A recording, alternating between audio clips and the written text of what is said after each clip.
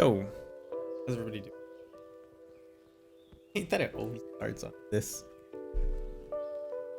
one picture for the chat? Not theme of this stream at all. I may just stick with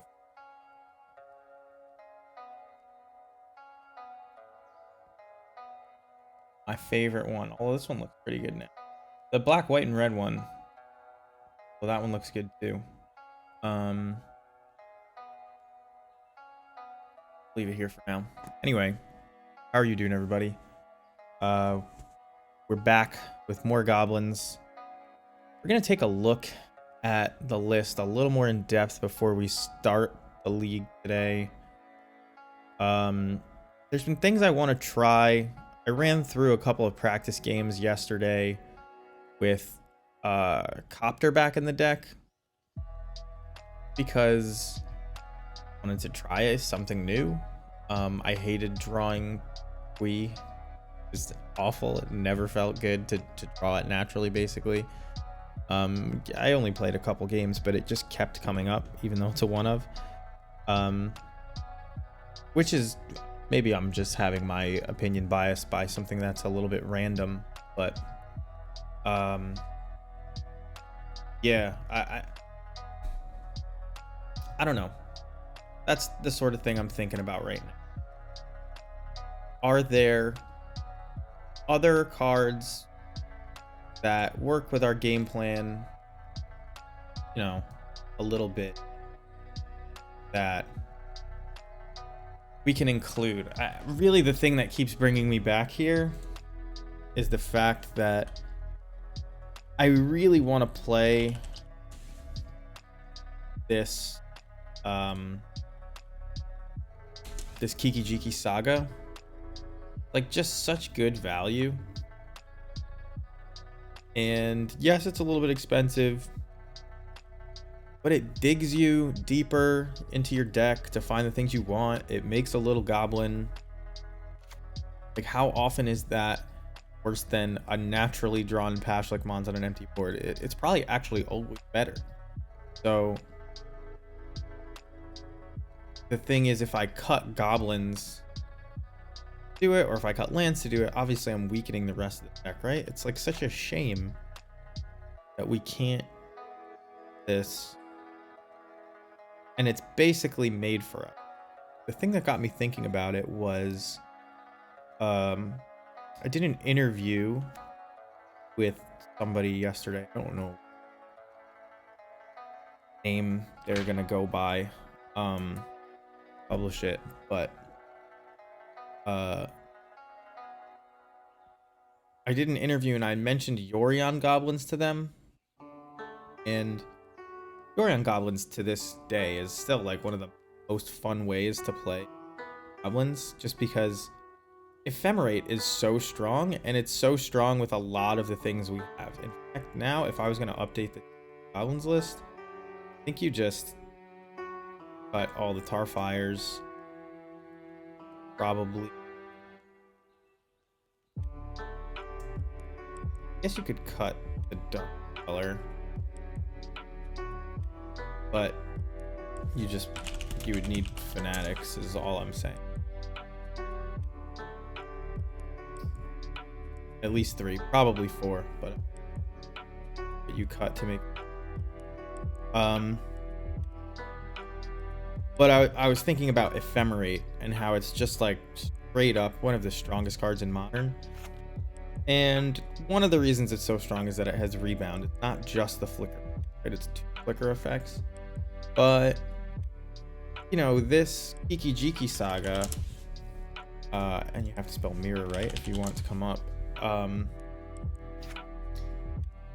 It has the potential to be many more. It's slower, sure, than Ephemerate.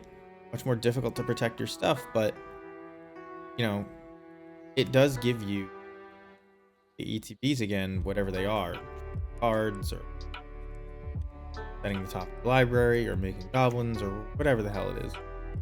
I don't think that there's no infinite combo, right? Because it costs mana. unless you have something that like at this time is flickering. Doesn't have hate.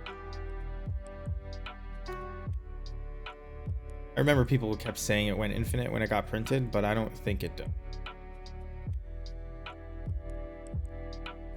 But yeah, so I was looking again at adding Copter and Squee. I was looking at just any way we can sort of improve it. Right now our attention has sort of been on the sideboard, and the sideboard feels pretty good. I think we would like a little bit more artifact hate, but there's no goblins that kill the artifacts that we're really worried about these days. And I know we're not playing Crater Maker, but the thing is, now, after Neon Dynasty, there are a lot more colored artifacts being played, and Goblin Crater Maker actually doesn't kill any of the colored artifacts. It destroys colorless non-land permanents. And so things like Parhelion,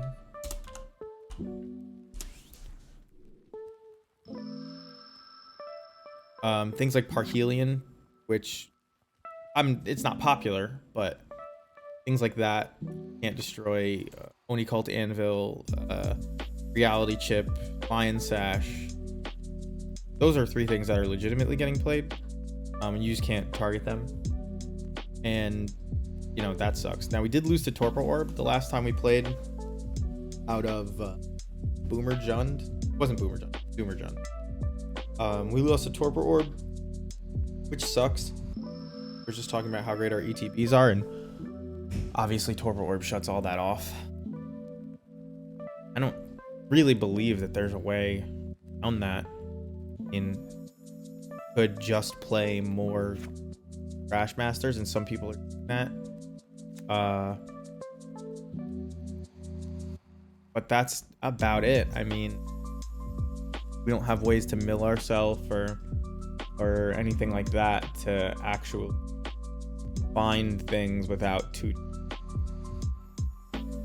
And we're not playing Reckless Impulse in this. So, and it's tough to tell yourself to cut lands, although I'm gonna bring up a tweet from M. Hayashi, just like as a small point of discussion. He's been enjoying, and I think this is bad, that's my first read of it, but he agreed a couple weeks ago, but since then he's moved to a new position. M. Hayashi just plays mono red decks basically. This deck it's got Ragavan and Dragon's Rage Channeler in it, so like you can win games very easily without the rest of the deck. You have to take every deck slot with a grain of salt. I mean, that doesn't mean it contributes to the win. But he's got 4 of these March of Reckless Joys. I think it's Reckless Joy. Yeah, March of Reckless Joy. And his reasoning was using March of Reckless Joy, he could, somewhere in here, he could go down to 20 lands instead of 24. Can you explain March of Reckless Joy's play patterns, high upside scenarios? I don't doubt that it's powerful, but in my head, I didn't think it was all that different from Light Up to State. Option in the Obosh versions as well with a single X mana. It's true. He does trophy anything. Also has it going water. So that's what I'm saying. You have to take it with a grain of salt. But and the red cards have just been really powerful lately, so it's not just him. Like there's just really powerful red cards. You play with Dragon's Rage Channeler, Seasoned Pyromancer, Monkey, and Lightning Bolt. Like, you know, we talk about the rule of 9 for building deck lists. You know, that's 4 right there, and Blood Moon's pretty damn strong. So, you know, half your deck is really good, and sometimes you draw the right half of your deck as opposed to the wrong half. But Anyway, his explanation for using March of Reckless Joy was that it cut from 24 lands to 20 because it helps draw into more lands early on, and then later on it can be instant speed, 3 mana, draw 2 card spells. Play cards until the end of your next turn. Yeah, so you would play it at the end of your opponent's turn, but it's like, we aren't holding up instant speed mana. We would just be using extra mana. I mean, our instant speed interaction is like Munitions Expert, end of list, that we're actually holding up mana for. So cutting 4 lands for something like that seems silly.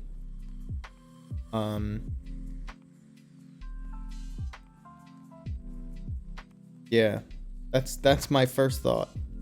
I think it's gonna be my conclusive thought, but he did it.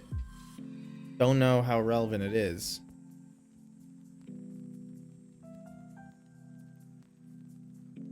Also, Kozilek's Return is my next card. I have never played a deck that beats that ever in my... But here we are. So, the reason I thought about trying Copter again is because Mog Fanatic drews Copter while sitting on the battlefield threatening to kill Agavans and stuff. So it just felt like double dipping enough that maybe you could play it without bidding, but I'm not sure that it's true. I didn't really... It's hard to be invested in your games in the practice room because the decks people are playing are generally not well tuned, and Goblins just kind of stomps on them. So it's tough to like people aren't playing in the practice room because they know what's, you know, what the format is like. You know what I mean? Not usually. So, you know, I was crushing burn players who tapped out with the combo, right? And that never happens in almost never. It wasn't the best testing. I don't know why this is called Goblin Copter Impulse, because it has none of those cards in it. It just has main deck Thought Season.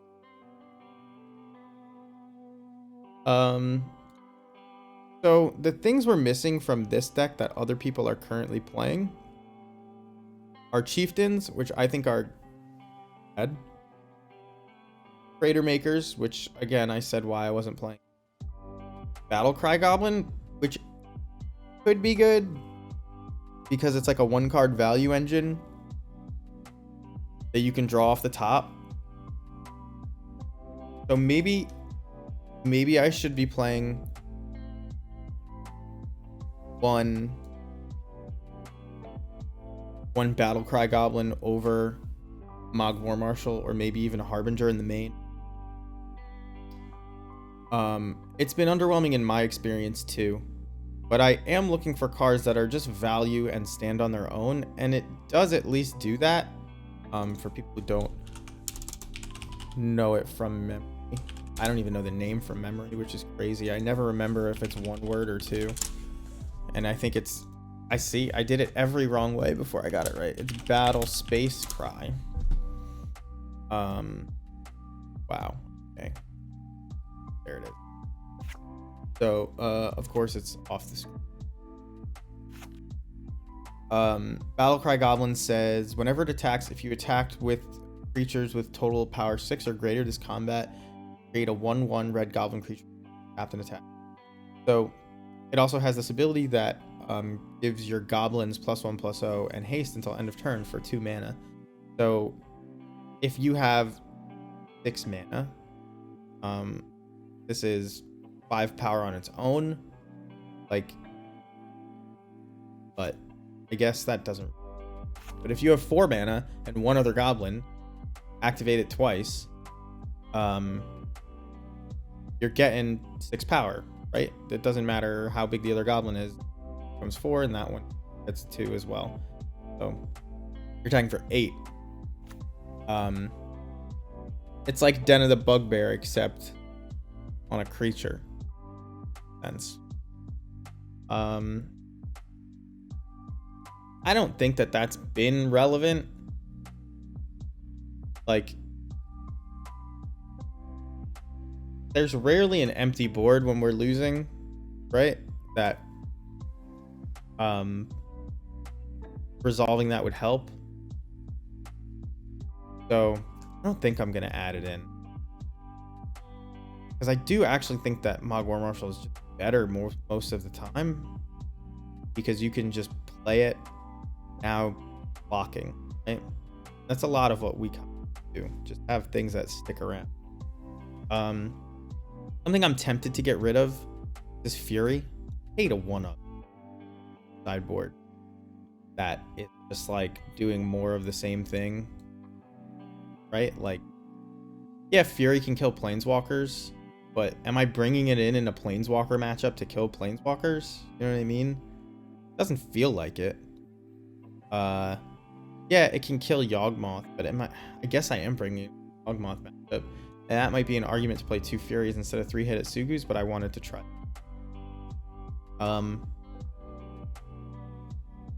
These are all the things that are on my mind as I play the deck. Try to tune it, you know, a little better. So, also the hit at Sugus were kind of annoying with this many secluded courtyard effects, but honestly, more often than not, that's not gonna affect you. I think we got a little bit unlucky. Not gonna change it for now. I like having it, so I would be changing it to either a fast land or pathway or something like that, one of the cards, but I don't think it's relevant enough. And we're not even certain that Hidetsugu is here to stay, right? But I think it is. I think it's really, I think any deck that's black and red and can afford to bring in cards that cost 3, that should probably be playing it. There's too many disjointed things for too much value. We're gonna get started here though. Modern League. We're not gonna play Yorion Goblins. Straight up black-red Goblins. I hope that that interview comes out. Well, I don't know how they're gonna. I gave some wordy, winded answers. I'm sure. I think they expect, and it took us an hour. But like,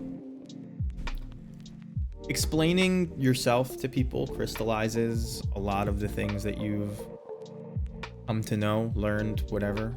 I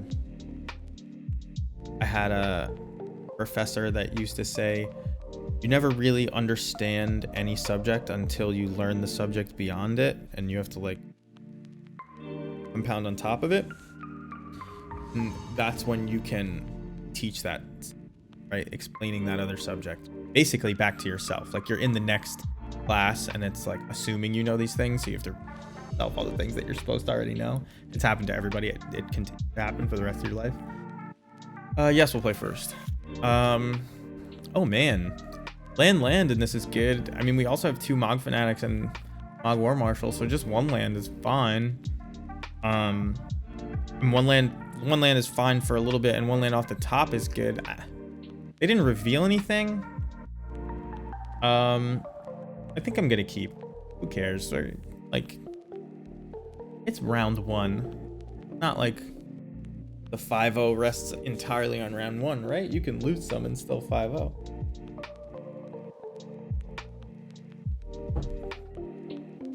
Not true, by the way.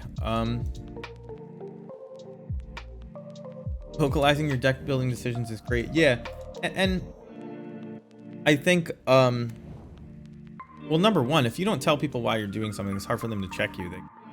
Even if they disagree, if you have no reasons, they're always going to be like, okay, you do you, and they'll move on. Ooh. Pokemon Island. And pass. Land here. One of the worst draws in the deck. I know I've said it a million times, but when you're looking for you're looking for lands, Boggart Harbinger first. Because he puts non-lands on top of your deck. You can't play Blastoise in this format. You can play Blastoise in Legacy, though. Looks like Mill. Unless this is a... Alright, it's Merfolk. They revealed another Silvergill Adept. We generally just destroy Merfolk, so as soon as we draw our third land, they're dead. And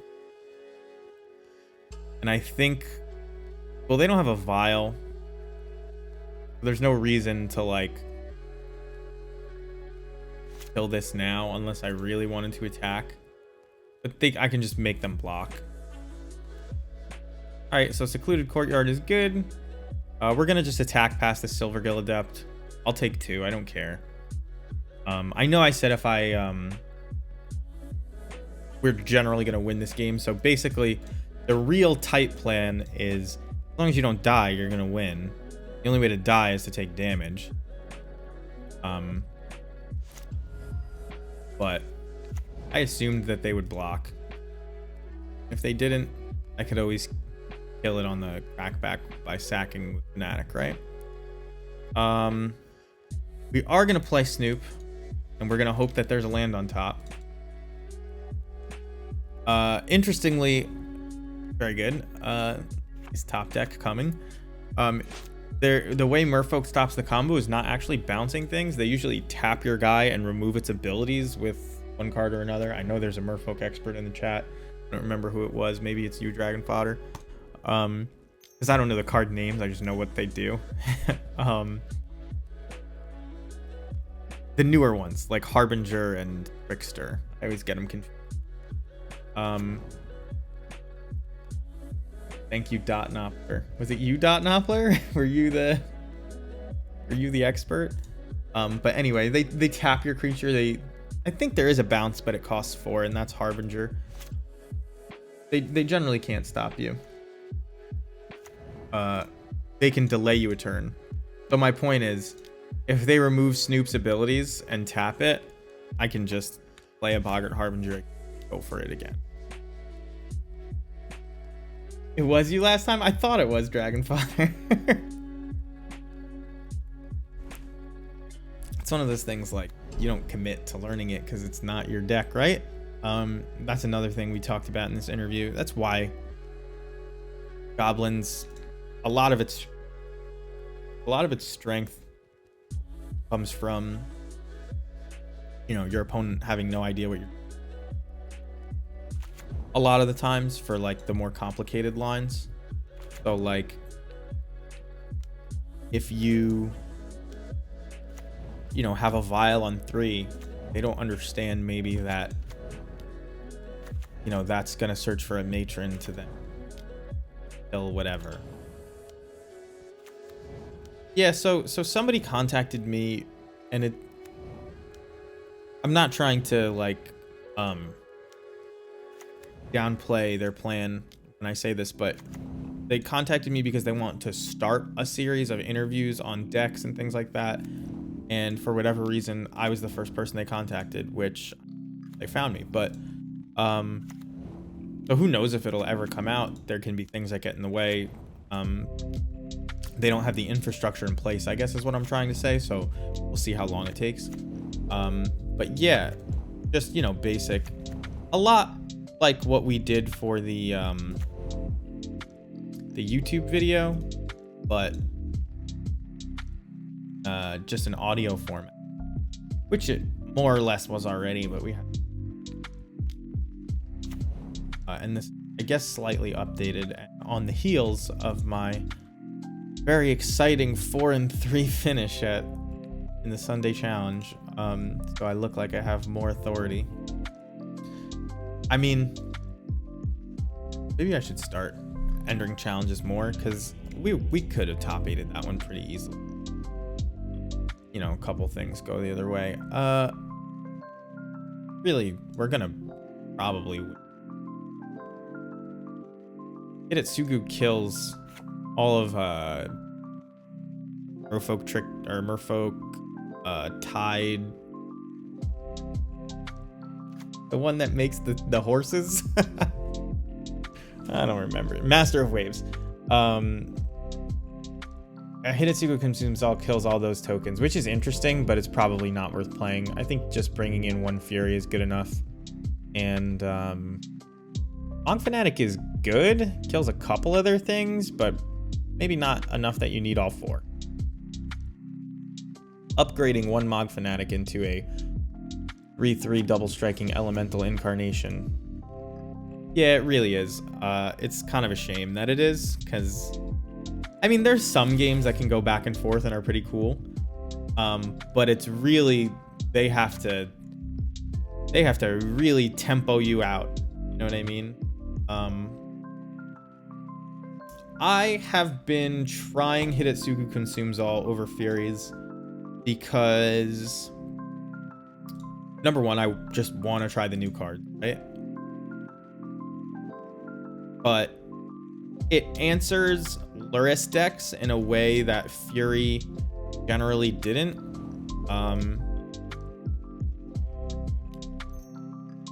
Like, you kill Death Shadows and things like that with Hidetsugu Consumes All, where you really don't with Fury. And you also obviously neuter Luris with the second, I don't even know what you call it, second chapter of it. So like, it just feels a lot stronger in the matchups. Like, you've heard me talk about it a bunch, or maybe you've heard me talk about it. I know this is the second time here. I have talked about it a bunch, I should say. That, oh, I should have, this was a mistake. It sounds silly that it was a mistake, but, if I play the fetch land this turn, next turn I get to decide fetch or shock. If I like what's on top, meaning if there's a Boggart Harbinger or a Matron on top, I can actually play it. So I messed up. Basically don't get a redraw with Snoop because I'm looking for 3 drops. Don't have an untapped land. I'm not going to draw one. So they're probably going to tag this Cavern of Souls. They could just have counter magic, which would be annoying. But like I was saying, for them to win, they have to really get in underneath and tempo you. This card is terrible. There's actually a better one that just costs black mana. I'm shocked that they're playing this. Just get a Watery Grave and play the unblockable 1/1.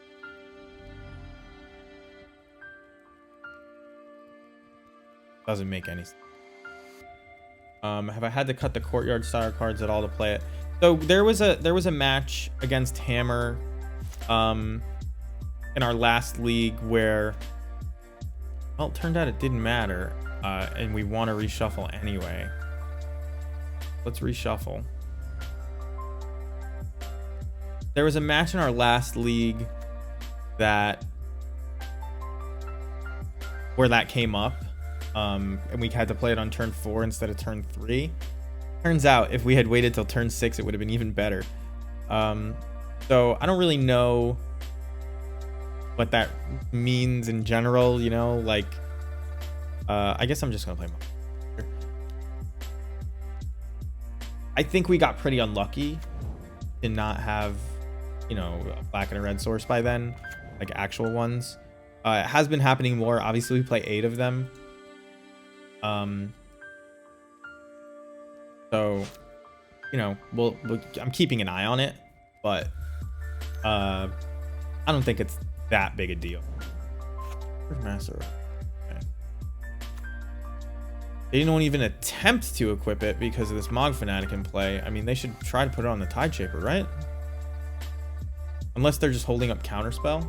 Is that what's going on here?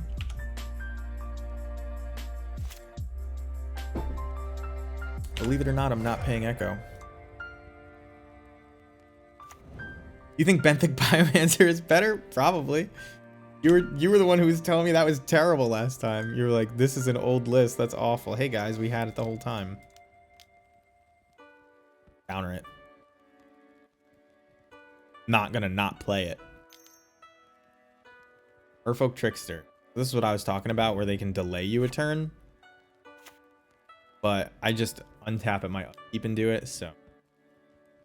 This is a lot like, this is a lot like when they Veil of Summer you. Still gonna put Kiki Jiki on top. A Stifle would have been better. What's that? That Trickster card that you can channel for 2 and a blue to stifle something? People are playing that now. I saw Spike get stifled with that today. I don't even know what deck it is. Stifle. I don't want reprints, man. I think part of the interesting part of formats is the texture they have based on, you know, Nimble Obstructionist. Thank you. It was Bluetron.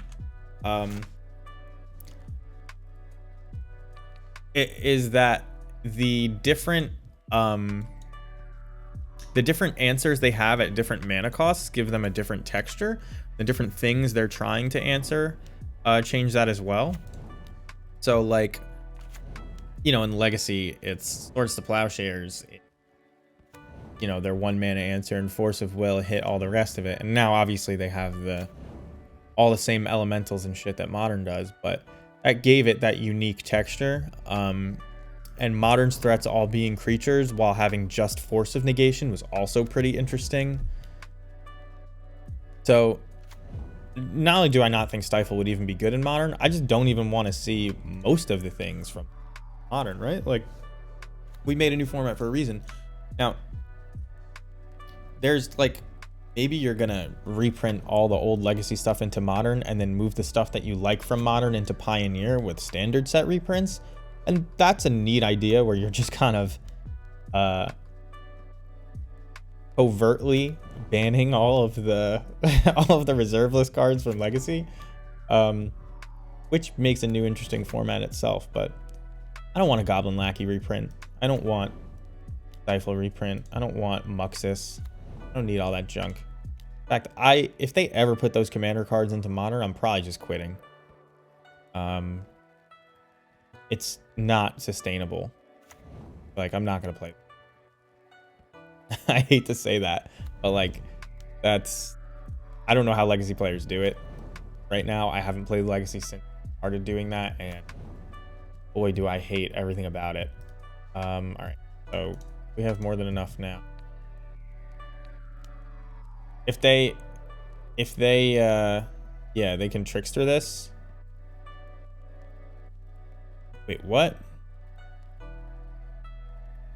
Okay. That's interesting. What does that mean I do here? I'm just gonna play another Snoop, and then we'll naturally play Kiki Jiki. They could have said something. Don't waste your time and mine. So I'm gonna play Expert Snoop. I'm gonna kill Tide Shaper. Do it. That's fine. Oh, killed that one with Expert? Is it target? Yeah, I totally could have. You're right. Well, thank you, Dragon Fodder. I wasn't reading chat, clearly. Let's put... Doesn't matter because I'm gonna have to crack this.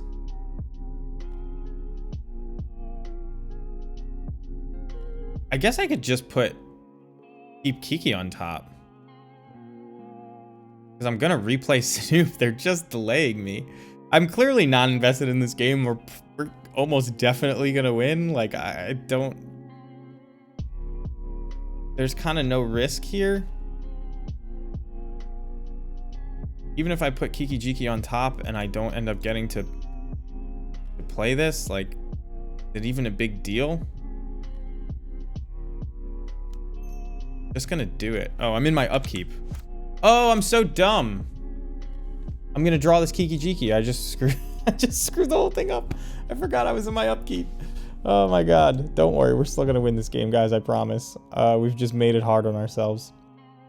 So we can still play Snoop. We don't want to play Snoop like this. We want to kill this guy first. That was a cool line. It definitely was. You fizzle the spell, and I had the way to do it. I'm just too busy listening to myself talk. We'll just replay Snoop. There's like kinda... I mean, I guess what they can do to win this game is play a Master of Waves and just like really... I mean, whatever they trade, they're trading with a token, so I'm not gonna... now they can equip this Stoneforge Masterwork, but that doesn't really... Can I like... Is it stacking them automatically without me doing anything? Sometimes it does and sometimes it doesn't. There you go.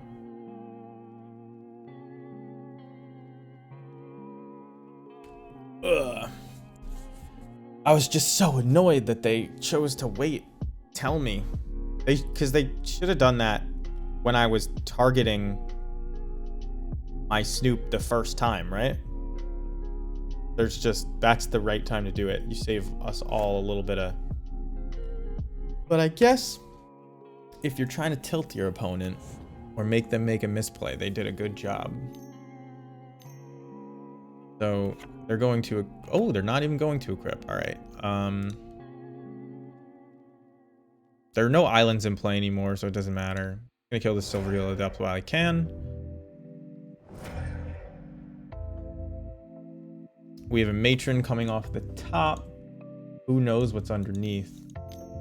Are they dead to, like... I mean, they're almost definitely dead to Pashlik Mon.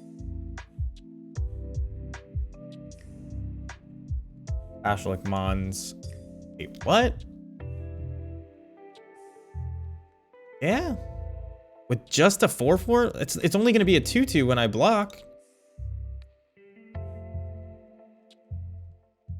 I don't understand this play.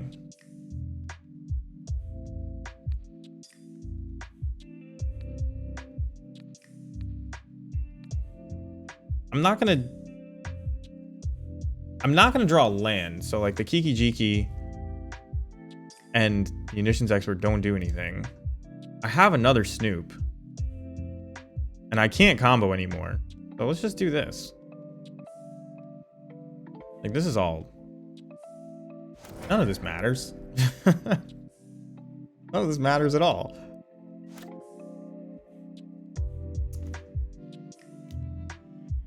I could search for specific things with Matron. I don't know. I declared this an easy matchup, so I stopped thinking. There you go. That's exactly what I would have... Those were the two things at the top of my tutor list. And we just happened to draw them. Would you look at that? So we actually can't block this Master of the Pearl Trident next turn favorably, because if they Mutavault or play any other Merfolk, it gets bigger. But we will be able to.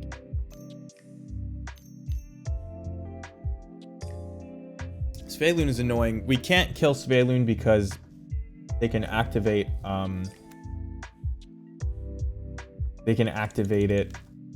activate their Mutavault, and then it gets indestructible, I believe. Yeah.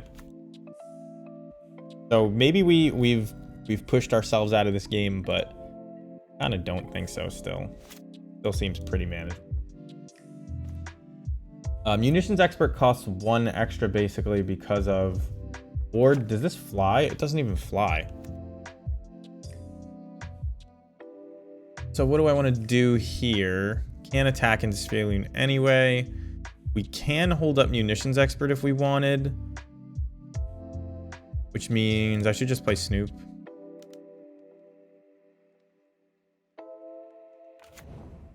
Another Matron.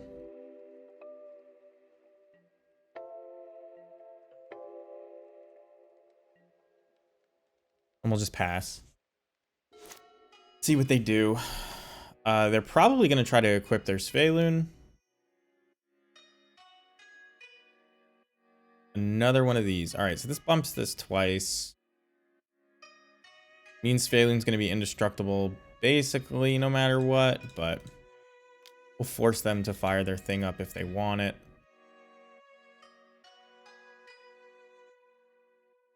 Oh, I fucked up. Got ward 1. I said it. Man, you you tell yourself it's easy and then you just punt back and forth all match. I drew the combo out of our deck, and then I ignored ward 1 even though I said it. We'll buckle down for game 3 and hopefully we don't get screwed. Okay. 4-4, 6-6. Come at me. You got. They draw a card. This has Island Walk. You do that. Take them off a land. Could just chump in front of the 6-6 instead of any of this. Jump in front of both of them. How do I win this game? I need a Sling Gang Lieutenant pretty badly, right? So maybe I just go to 9 here. Hope to get a Sling Gang Lieutenant. Sphaelin will be lethal in the air though if I do that. So they don't gain life. So every point of damage I deal them is going to be permanent. I just need to start making chump blockers. Okay, that's actually not the worst. That's kind of the worst. I could play Pashlik Mons here. Makes my blocking a lot better, doesn't it? I think I play Pashlik. The off chance that there is a Sling Gang underneath there.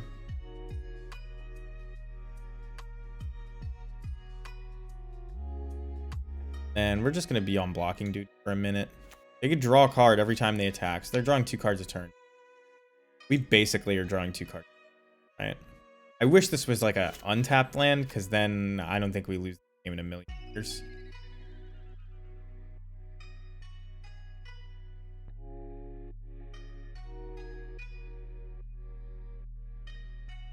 And we already would have won this game had I realized we were in my upkeep when the combo was going off, and we also wouldn't have lost with Dragonfather's play of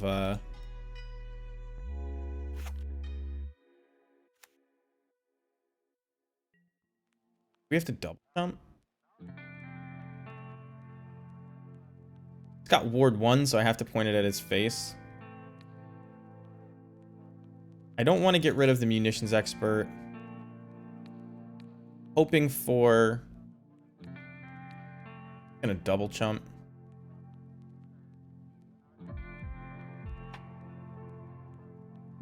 That Mutavault was firing up and attacking with, but I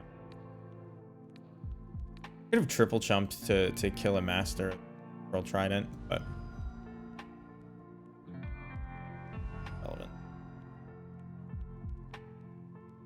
I'm claiming Sling Gang Lieutenant win. Not immediately, but not gonna lose.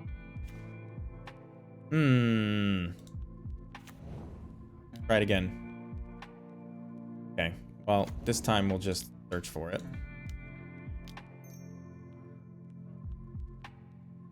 Barring something crazy, pretty sure we win. Oh. Didn't I just use... Okay. What are they tapping? Sure.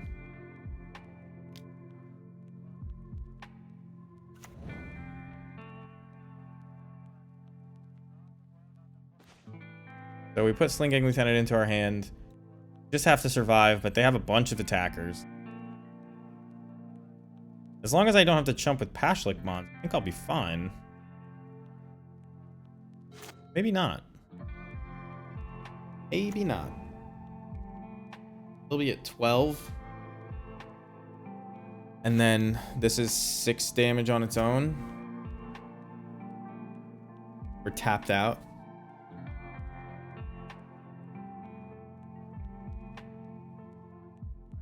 Die.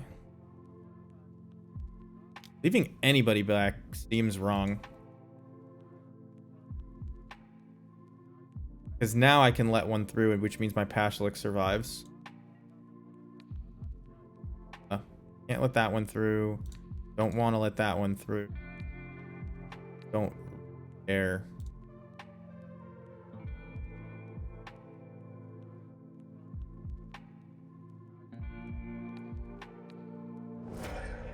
Wonder if they die now. Looks like probably. Gotta make sure I use Cavern of Souls, even though the lazy thing to do is just not use Cavern of Souls. They're at 10. I'm gonna have 5 goblins in play. I think I only do 9 damage though. Right? Because it'll be 2, 4, 6, 8. Then it can only sack itself for 1 damage, but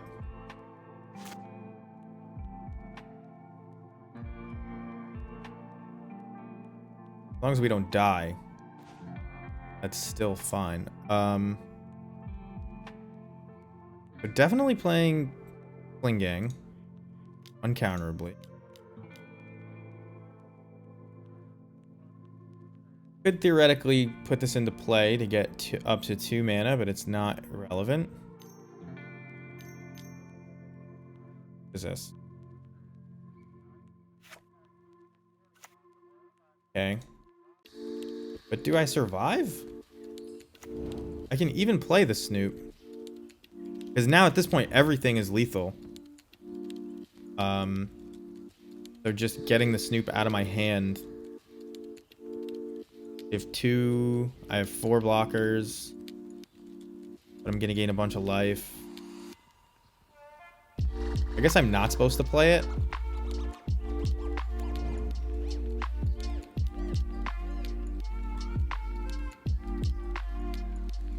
I'm not sure though.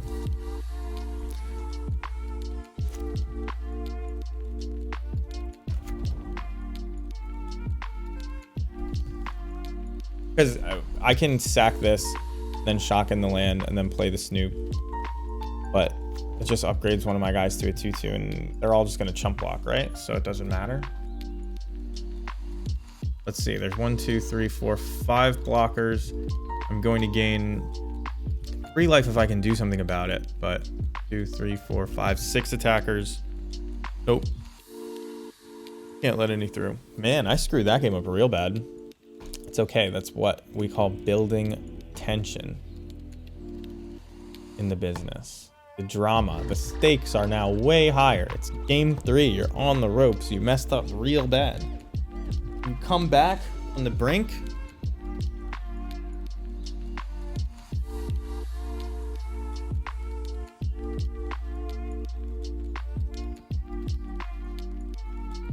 All right. I just keep getting work messages. I won the die roll. Oh my god, what a terrible hand. We'll keep this one. Skirk Prospector allows us to still combo on 3. But it's like one of the worst cards in the hand. I think I'm gonna keep it though. Actually, I need Munitions Expert. Ogwar Marshal blocks real well. Let's just throw back the Prospector. Another 1-lander. We won with a 1-lander in the first game.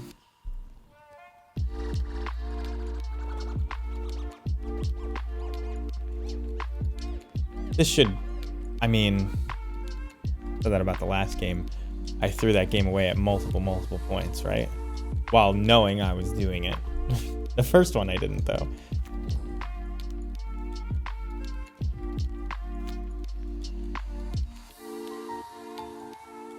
So what we need to draw to win this game is a Matron or a Harbinger. That's it. Shadowspear is actually pretty scary for us. Of all the things they could play on turn 1 that make me kind of concerned, that is one of the biggest, because Trample is tough for us to deal with. If they get, you know, basically any number of creatures, we're in a little bit of trouble. Gotta keep them on just small ones. So we'll vial in Mog Fanatic at the end of turn. Now we're on the lookout for Echoing Truth. Can't be countered. You got it. Maybe I am supposed to...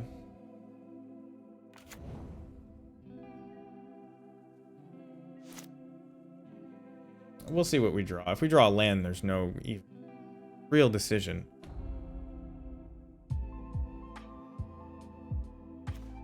We did draw the land, so let's see what's on top.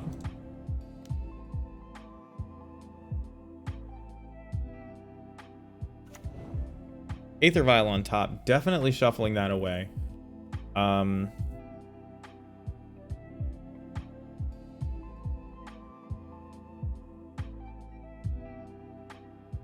we'll probably do it on their turn. We have to get a Blood Crypt with this, which is slightly painful because you can't. We need black mana, Wooded Foothills. So I gotta get a Blood Crypt. If they try to equip their Master of the Pearl Trident, I'm just gonna kill it. They play Universal. Oh, I see. That's why they're playing this. Because it pumps up their... It's effectively a Lord for their Saga tokens. They have to target a land, right? If I get to respond to it.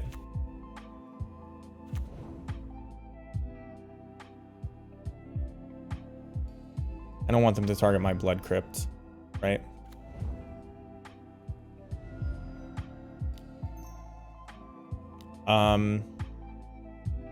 I don't really need... I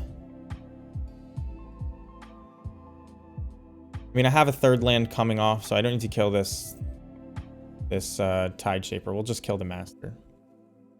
All of their stuff dies once this Master is dead as well to Mog Fanatics. So.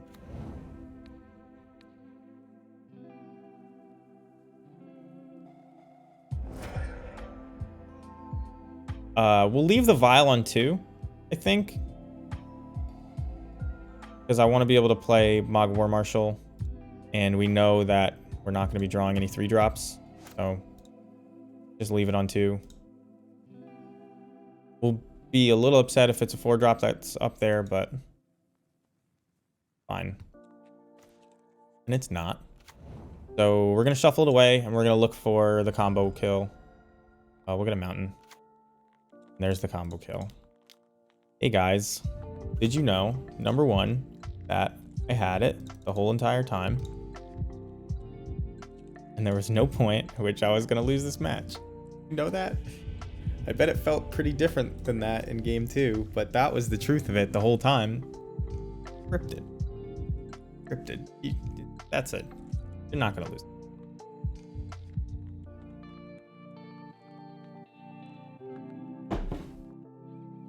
Red is the better color. Goblins is the better tribe. Combo is the better plan. How's that sound for all you aggro? Tempo sucks. Anti-tempo gang.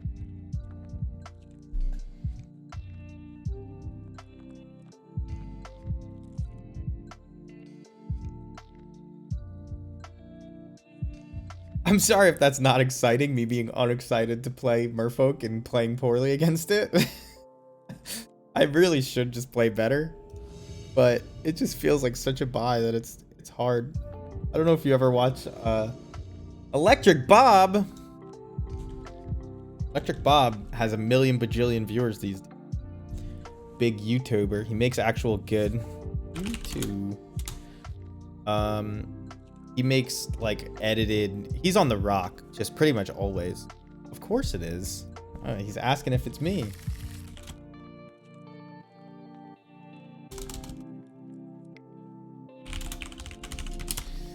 We're gonna keep this even though it's got a Kiki in it.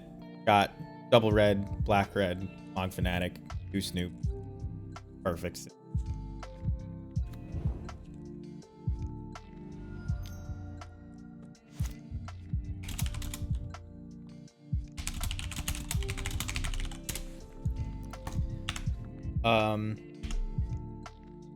But if you are you're into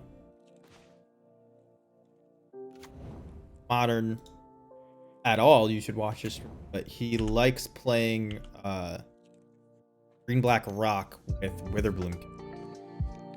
Okay. Interesting. I don't know why you would waste a Fatal Push on a Mog Fanatic, but I imagine we're about to find out. Bob is not a bad player. And that's why. Dark Confidant. So we're going to answer it with our own version of Fatal Push. That is Conditions Expert before they get a chance to draw any cards. Next turn we'll be playing Vile plus Snoop, I'm sure, on unless there happens to be a Mog Fanatic on top. But trading resources. Play Urza Saga, which is a lot of resources.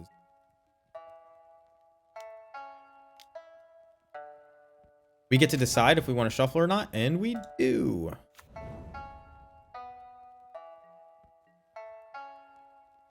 Even if they make a Saga token here, it's a 1/1, so free 1 point of damage. Gonna shuffle it up. We'll grab a basic mountain. Our life total a little bit important versus a deck like theirs. So they're playing Witherbloom Command, which for the life of me I could not tell you the text on it. But that's going to be important to play around. Choose 2, target player mills 3, then you return a land card from your graveyard to your hand. Usually they're gonna mill themselves because they're looking for Bosejus at destroy target non-creature non-land permanent with mana value 2 or less. Target creature gets -3/-1 until end of turn. Target opponent loses 2 life and you gain 2 life. All right, but it is sorcery speed, so that's important to know. Which means maybe I don't just play out this Snoop, right? It's tough not to. Tough not to. Because we could play another 2-drop off the top, right?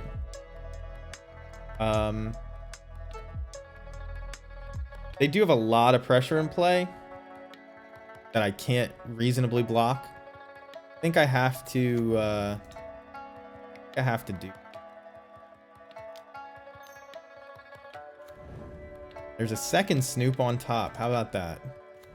Now, one Witherbloom command actually... No, it doesn't kill both of them. But it can kill 2 of my creatures. Important to note, though, Witherbloom command would more or less tap them out of interaction, I would think. Could have more Bloodchief's Thirsts. This will win us the game eventually. Not next turn. We don't have enough mana. Shadow Spear, very scary. They're going to hit us for a bajillion. Expedition map, Shadow Spear.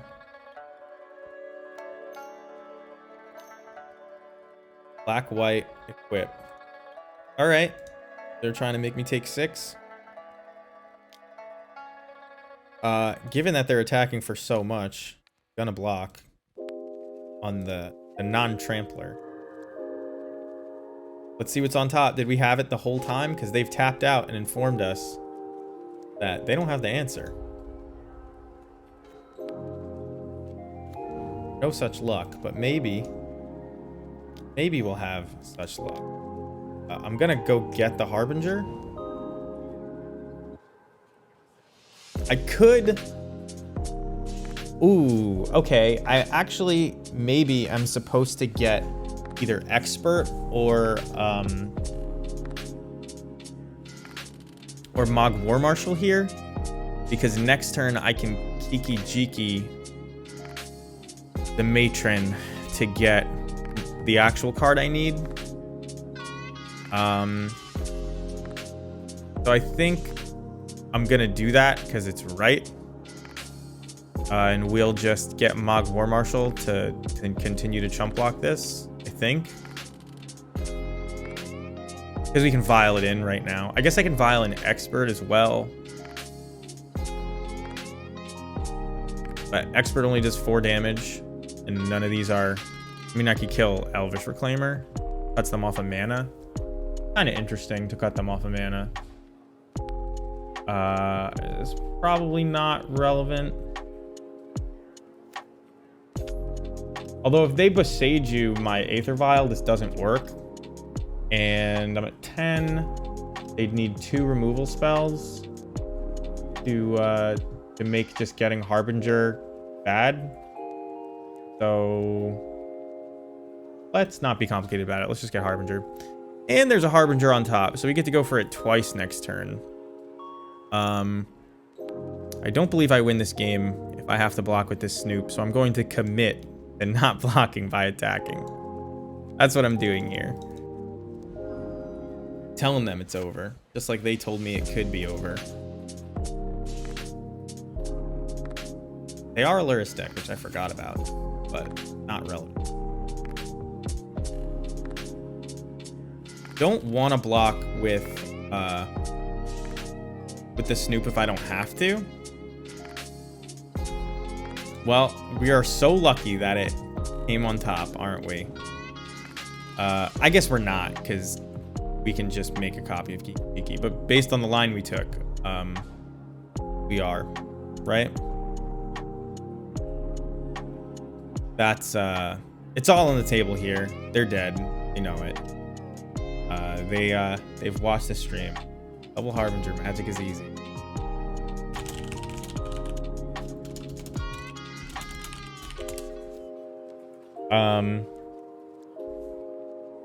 There was a line to play around in Inquisition, and I chose not to. But that line would have lost to like a fatal push, because we would have had to play Kiki Jiki and try to copy our matron. So I don't think that there's any land that they can get. They can get Boseiju, and it costs them the full freight. But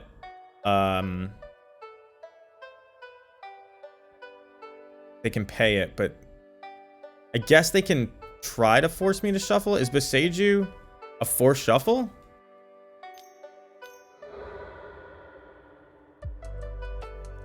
I don't think Boseiju is a forced shuffle. If it is, then I'm screwed.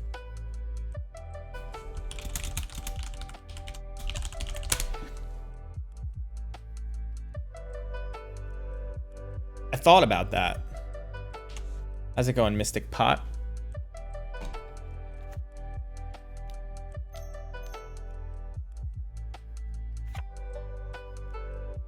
Nope.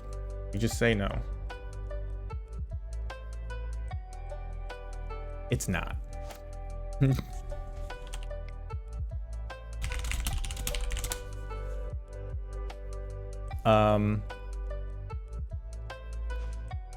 I saw the line. He's funny. I saw the line of saying no. Sometimes just saying no is correct. Jiki Jiki. Bam. I mean, these mountains are game changing. That's true. I love these mountains. Funny enough, I was in the challenge on, feels like Hidetsugu is going to be good in this matchup, right? I was in the challenge on Sunday playing against Demonic Tutors, right? So I went back and watched it. They could play Torpor Orb, right? They didn't have anything. Yeah, they don't have anything that cares about Torpor Orb. They're the kind of deck that would play that. We could play Blood Moon. They're playing Bobs. I like Hidetsugu. I think I may have to play Trashmaster. I'm gonna err on the side of it. Fury is decent.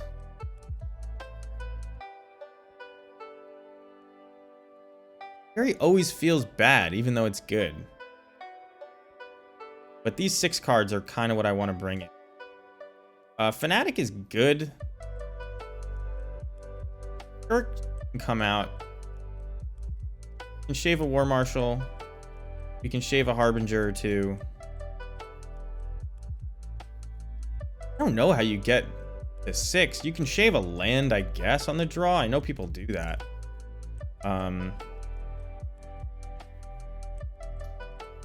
Yes, Courtyard is just strictly better territory.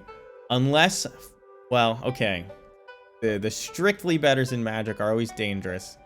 But literally the only line that I can have ever thought of that would make it, quote unquote, better to play territory is if your opponent Mindslavers you want to be able to, you don't want to be able to make the best plays. But that's not a situation that I would play ever, a million years. So yes, it's strictly better. Anytime somebody asks you if a card is strictly better, be like, nah, when you get Mindslavered, you need to be able to make bad plays. You don't want your deck to be good when that happens. That was like the strategy that people are saying is good against Ragavan. Like, play bad cards. Just play bad cards and you'll be fine. That's not even true. Because he'll makes mana. They can cast their own cards. Gotta keep this. There's no way you don't keep Mog Fanatic, Fury, Snoop. I mean, maybe Mog Fanatic's not even that good, but got there. I had to fatal push it last time. Exactly what I was at. Are you a you? Damn. Ooh, so Bob has been loving the Rot Farm too. It's interesting because it picks up Boseijus that you had to play for one reason or another. We're not gonna play. Ooh, I was gonna say we're not gonna play Snoop out. We're gonna play the Mog Fanatic, and this Vial is another reason to do that. I think I want to get Mountains. I'm not really. What does the math say? I guess if they Boseiju my Anti's Hovel, I can get a Blood Crypt, right? So I want to not get the good stuff. Play Bob. Inquisition. All right, you got my Snoop. But you're gonna see Fury picking all the way up to 5. Coming. But yeah, Golgari Rot Farm is a cool little tiny edge piece of tech that you can play in these green-black decks to pick up your Boseijus and give yourself a land drop when you don't have a land in hand. Comes into play tapped, right? That's obviously the downside, but seems neat in their deck, and they search it up with the crop rotation elf, so worth a shot at least. Yeah, that's a pitfall that a lot of people fall into, Mr. You are not alone in that. It's why a lot of, how's it going, Ganja? It's why a lot of people they, you know, pick an identity sort of and they stick to it maybe too much. We knew it. We have outs. We were ready for it. We do have to draw them. We may also just overwhelm them with little tiny things. We'll see though. Now I can play Fury without Evoke, I guess. I don't have a red card, but yeah.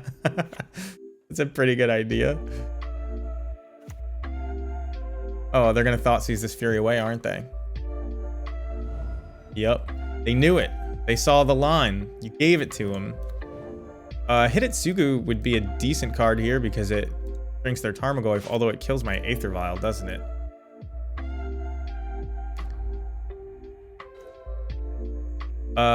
Okay. So this can still make 2 goblins, but only 2. We'll use Vial just because we can. Maybe they'll Thoughtseize us. Maybe they'll Inquisition us. They probably wouldn't Inquisition us, I would think. But all cards are on the table now. Torpor Orb is such a... Oh man, it's such a beating. Hate the Torpor Orb. I was thinking about it yesterday. There's like not any way for us really around it. Okay, well, we're gonna have to kill that. Other than just playing more. Yeah, I know Bob. Bob used to come into the stream a lot.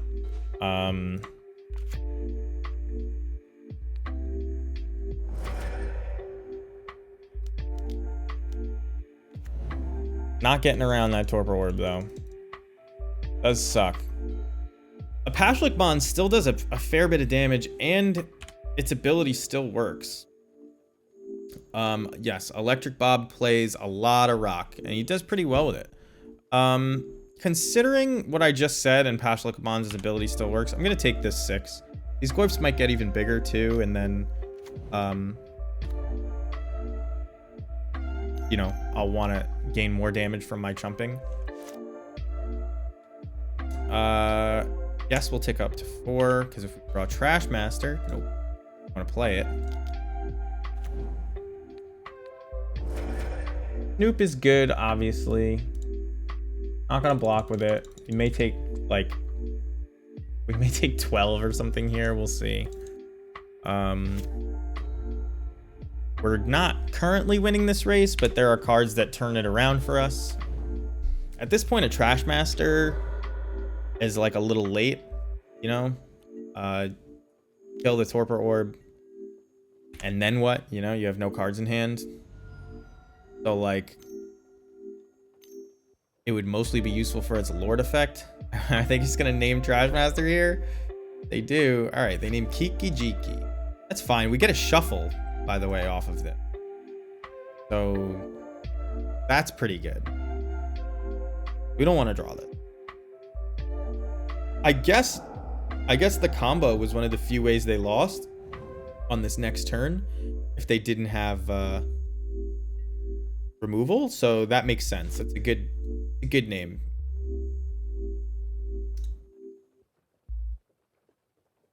No reason to tick up to 5 now that there's no Kiki Jikis. Ringleader off the top. Only it was in my hand, but yeah. We want a Trash Master. No. So now we have to block. I am not gonna block with Bling-Gang Lieutenant or Snoop.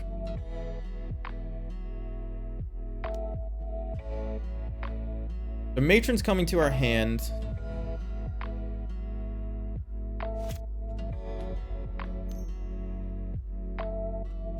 What do they get here? They're gonna I think needle my Vial, I would guess. Nope, they just get Shadow Spear for some trample. And then I'm dead to that. 6, 7. I can gain 2 life, so we block here, which we've already done. And we can block here. Probably not even important to block here now. Because... Oh no, it is. Almost lost that one. I don't know if we have yeah, we don't die because we leave the Ringleader in front of it, but we're probably dead here. I mean, you need Trash Master on top of your library. That doesn't do it. Okay. I don't know. It's bad when they resolve a Torpor Orb, I'll tell you that. I don't know how many Torpor Orbs they're playing. They're actually pretty soft to Blood Moon, believe it or not, but we're not going to bring in Blood Moon.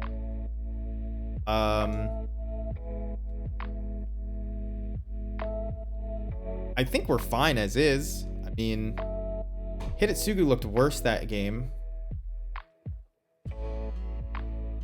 Although Hitotsugu would have killed the spear. And it would have killed any construct tokens, but they didn't get that far.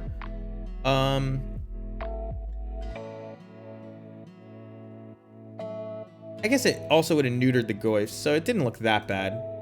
An early one would have been fine. Log War Marshal is pretty important for keeping our munitions experts alive, right? Generally in green-black matchups, you're just trying to block forever. You don't, they resolve 1 or 2 Goyfs, and you just block them and sack with your Sling Gang. You don't really care that much. You don't need to remove their threats. Threats we need to remove are Bob, and that's it. Yeah, Mog War Marshal is going to keep our munitions experts alive, but Hidetsugu also brings their Goyfs down real low and kills all of their Urza Saga tokens. So, like, those are a lot of the things that a bigger munitions expert would be killing. Not that big a deal, in my opinion. All right. Are you kidding?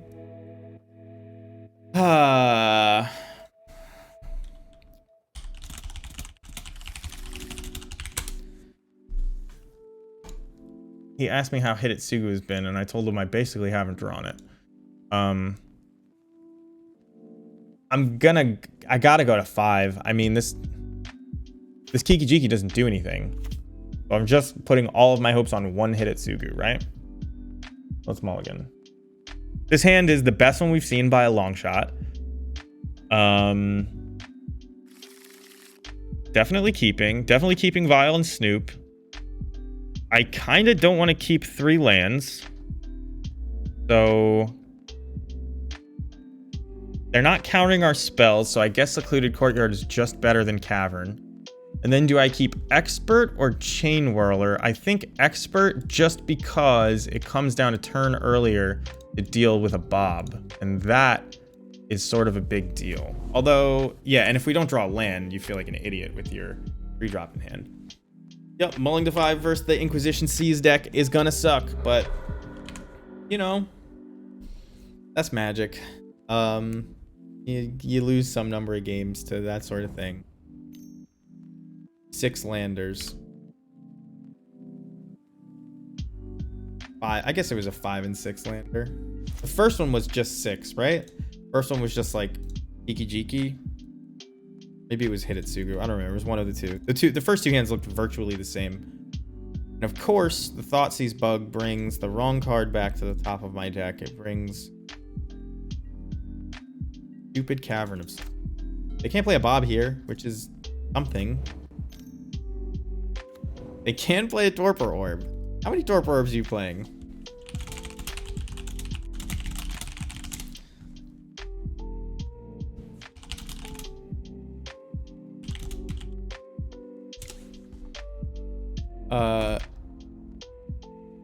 Crazy. Let's see if I can draw my 1-ofs.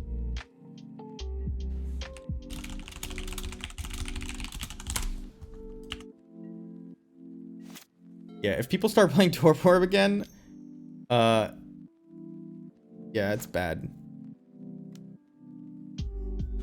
Well, there goes the munitions expert, but every card in our deck is basically live. So, got that going for us. And when I say live, we can cast it. There you go, that's a castable one. Not a threat, but castable. Why does my mountain look so dumb right now? Because I actually like the way it looks.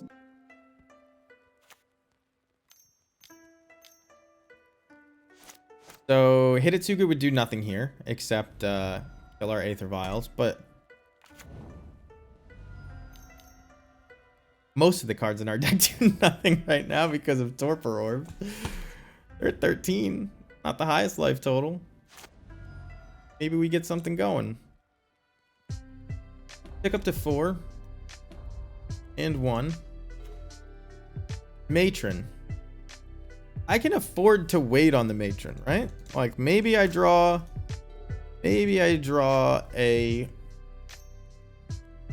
Crash Master in the next couple of draws. Inquisition's fine. Luris comes out.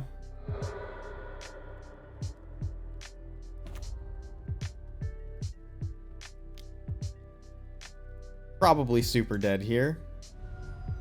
But is what it is. People have those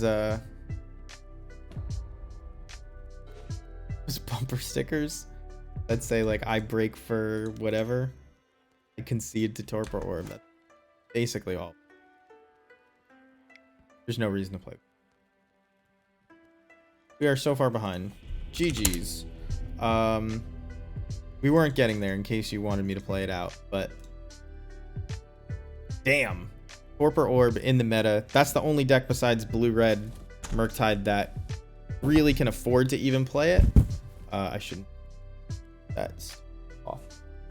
Put like lotion and shit on tissues these days, even if they claim not to, and it makes your glasses dirtier.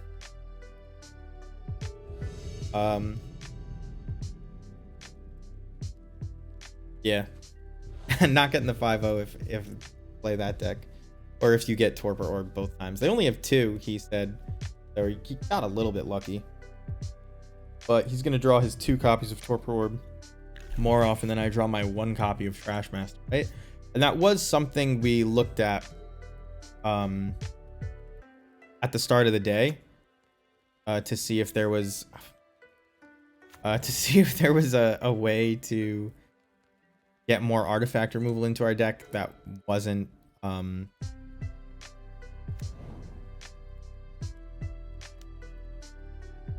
Trash Master. And we were just talking about how Crater Maker basically, it's 3 mana, destroy target artifact, but it doesn't even kill a lot of the artifacts we care about anymore. It does kill Torpor Orb, that's true. But if we want to do that, we can replace Hitotsugus with like engineered explosives, right? And then we have more answers. And maybe we should be doing that, but we're testing Hitotsugu right now. They're very similar, so maybe I should be playing like 2 Hitotsugus, 1 engineered explosives, and as I'm saying it out loud, like that sounds like a pretty good idea. I'm willing to make the change, even if I'm just testing right now. I really want an engineered explosive. Did I sell my engineer? An engineered explosive goblin. That's something I've wanted for a while. Makes sense, right? Main reason to run Crater Maker to me is responding to Trash Master. Why are they needling? Who are you playing against? Lantern? If Lantern was in the meta, sure. But like, it just against the decks that people are playing, like, am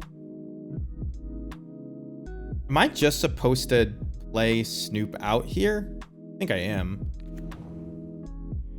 Like, it gives them some kind of Lantern type information about my deck, but who cares? They can just as easily screw themselves with that and help.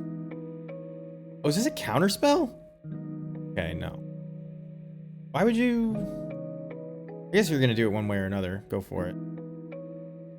Aether Vial was on top, followed by a Kiki Jiki, which would have won us the game, right? No, not necessarily. So they are surgically extracting my Kiki Jikis. Also fine.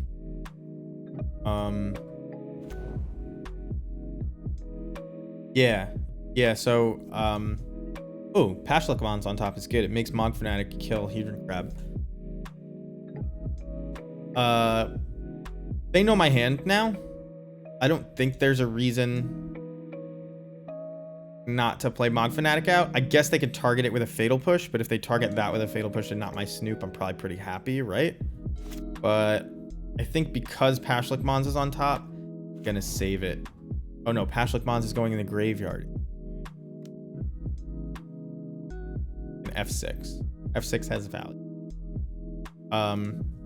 But yeah, there's so many things these days that are just like colored artifacts. Oni Cult Anvil, Parhelion, Reality Chip, Lion Sash, Esper Sentinel. I guess you can kill Esper Sentinel anyway, but yeah, it's just not like a one size fits all anymore for what Crater Maker's ability actually is. So I just felt like Trash Master was the better one.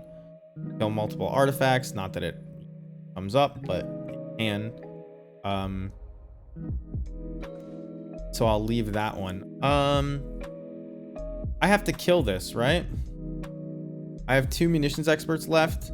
I ever hope to have enough time to win this game, I have to hope that they don't have a archive trap here, and I have to kill the stupid Hedron trap. I think they could. Oh no, they can't archive trap you in response to their surgical. Not in response, but like because of their, right?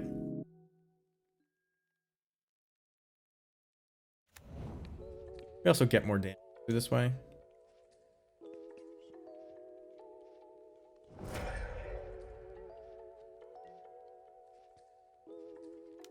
I don't think we're gonna have a fast enough clock, but next turn we're gonna do 5, then another 5. So this is a 3-turn clock. You get to sack this for the last point of damage, if it goes that far. Yeah, so we made it out of that turn without getting archive trapped. We are never cracking this fetch. Probably not even targets left. Well, I've only milled 15 cards apparently, but there's probably not even targets left pretty soon. Because I have 2 mountains and a blood crypt, and there's a crypt. 1 more mountain. Yeah. I don't even like looking through my tiny ass graveyard on Magic Online. Like, that's half the reason that I ate mill. Not worth figuring out what the outs I have are. That's a good top deck. Is this a May? Not. They can make me shuffle this. And they can archive trap me.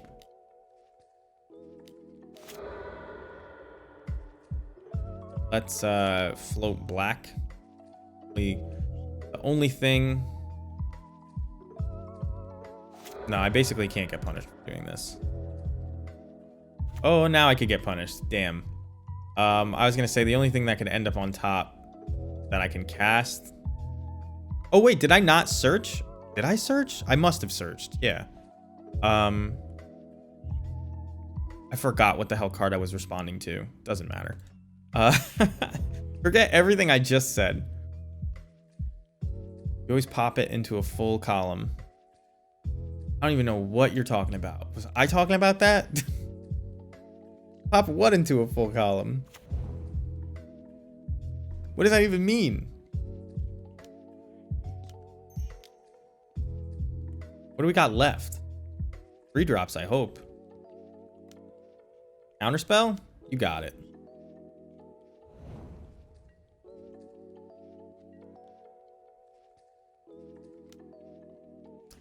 So there's 5. They're dead next turn. Oh, their graveyard? It doesn't get better. Like, I can do this, but then it like doesn't look like a graveyard anymore, right? And if it's big enough for me to read easily, I just don't.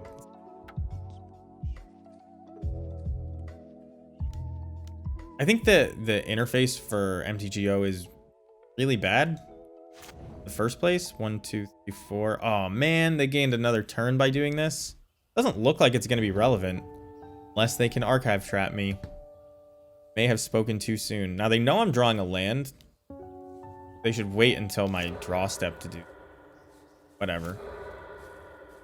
I don't have any more basics, but at least I'm not drawing another land. Yeah, I don't. The interface for MTGO is pretty bad compared to. It's really difficult to present all the information in a Magic game anyway, right? This doesn't even do it, if we're being honest.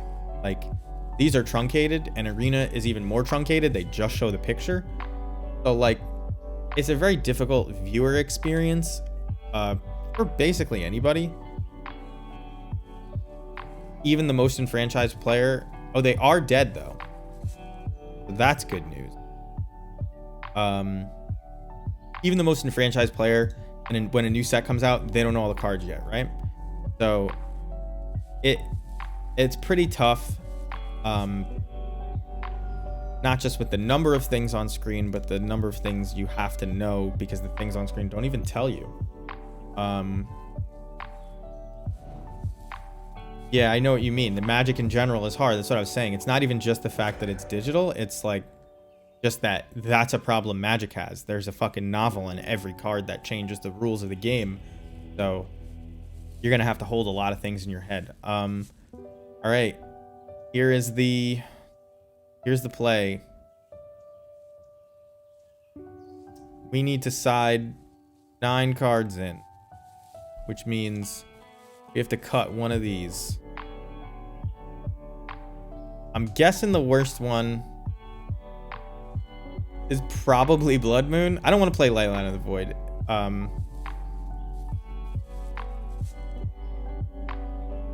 Yeah, it's probably Blood Moon. Wait, I'm trying to side out of my sideboard the Blood Moon, but oh wait, I thought I needed. That's not 9. All right, wait a second. 2 Blood Moons seems. All of their permanents.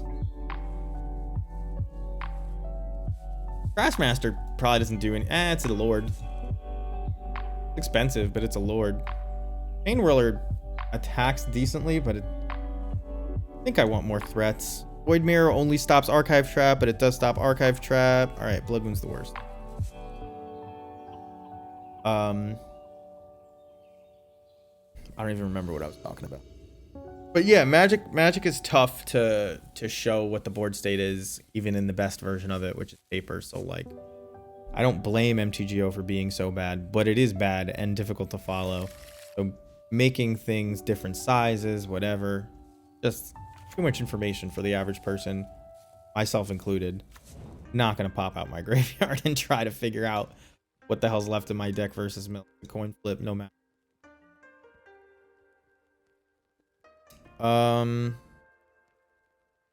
If I can, I probably can't. I'm gonna play around Archive Trap this entire game, but I don't think that's gonna happen.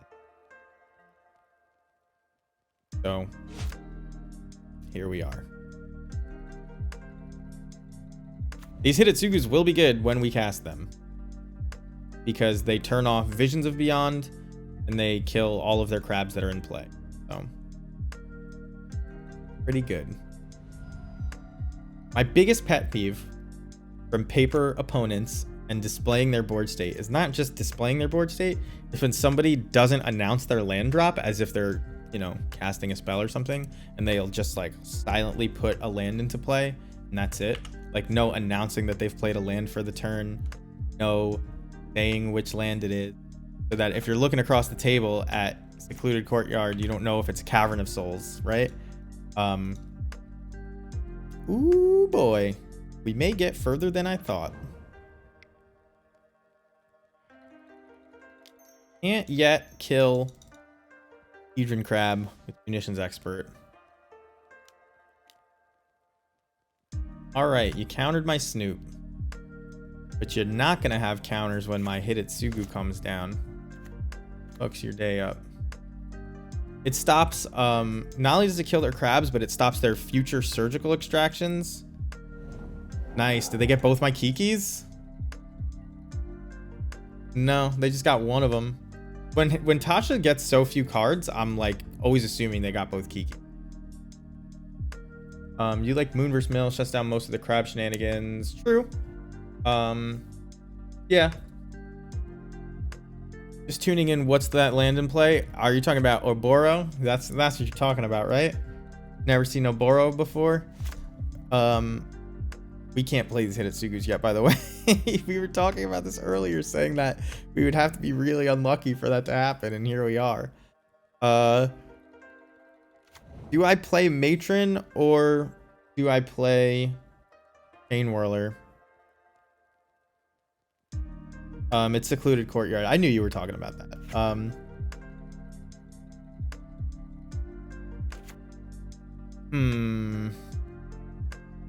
I mean, I'm cracking this fetch because I want to be able to play Hitotsugu's next turn. So let's see if we get Archive Trapped.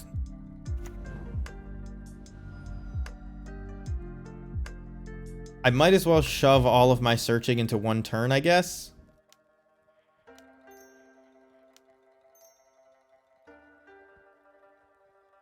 And I might as well search early while I still have threats left in my library.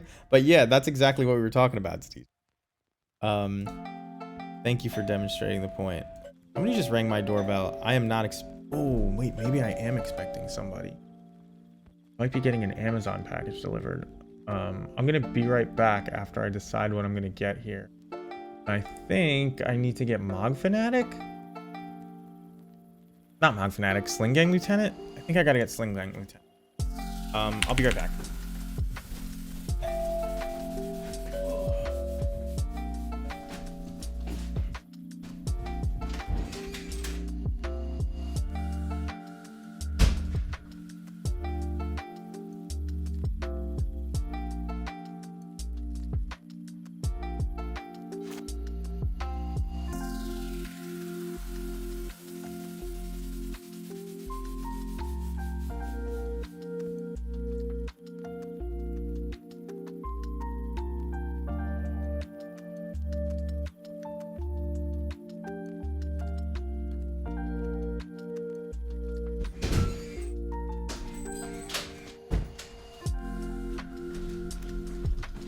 I think I ordered a power supply for my keyboard, 1-day delivery last night, but I'm not even sure. This could be something else. They just Tasha'd me again? Yeah. It's a Roland PB120. PSB120. Lost my power supply for my, like a drum module, my Octopad. Okay, 20 cards left in library. That number is irrelevant because we have no idea what they have in hand. Still can't cast Hitotsugu.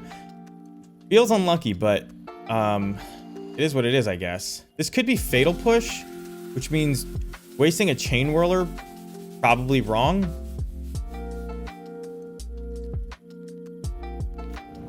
I guess I'm supposed to just play Sling Gang Lieutenant.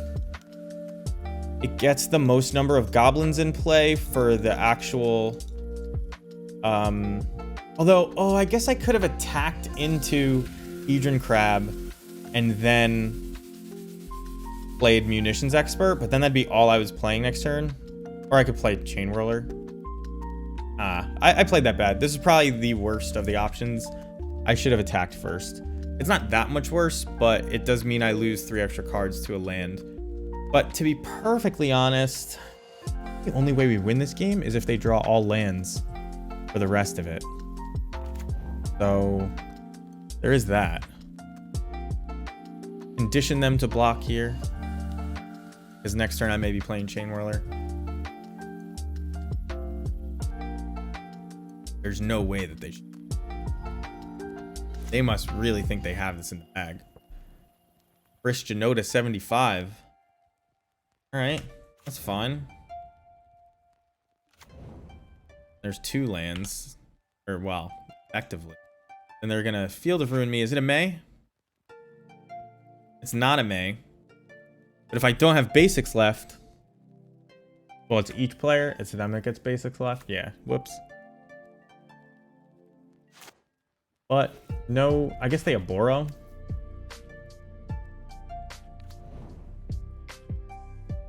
Harbinger doesn't do anything, really.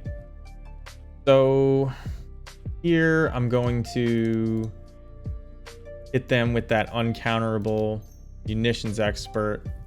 Then I'm going to attack with all my 1/1s. And then I'm going to play Chain Whirler. Kill the first one, so the second one has a chance at life. The rule that you should always use. Be fair. I imagine they'll... No block. You got it. This does more damage. So... They clearly see the value in... They didn't Field of Ruin me in response to me killing their thing, which is interesting. They're dead next turn, right? 1, 2, 3, 4, 5. They go to 8, and we have 1, 2, 3, 4, 5, 6, 7. We need to draw a Goblin. We need to draw a goblin. Or, yeah, we need to draw a goblin. Any goblin will do. Or we need to get another turn. But, let's see what we've got left. Since they're forcing us to look. Goblin Ringleader, Mog War Marshal. That's it. Those are our outs for killing them this turn. We may make it. Well, there goes both of them. There goes both of them. All right, we just need another turn is all it is. Maybe they haven't read Sling Gang Lieutenant and they won't block Chain Whirler. Since they haven't blocked yet.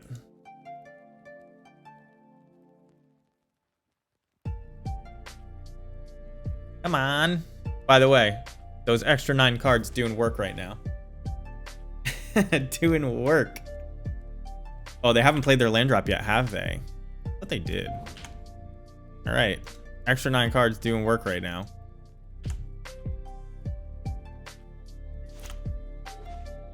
Wow, got there. We'll attack first.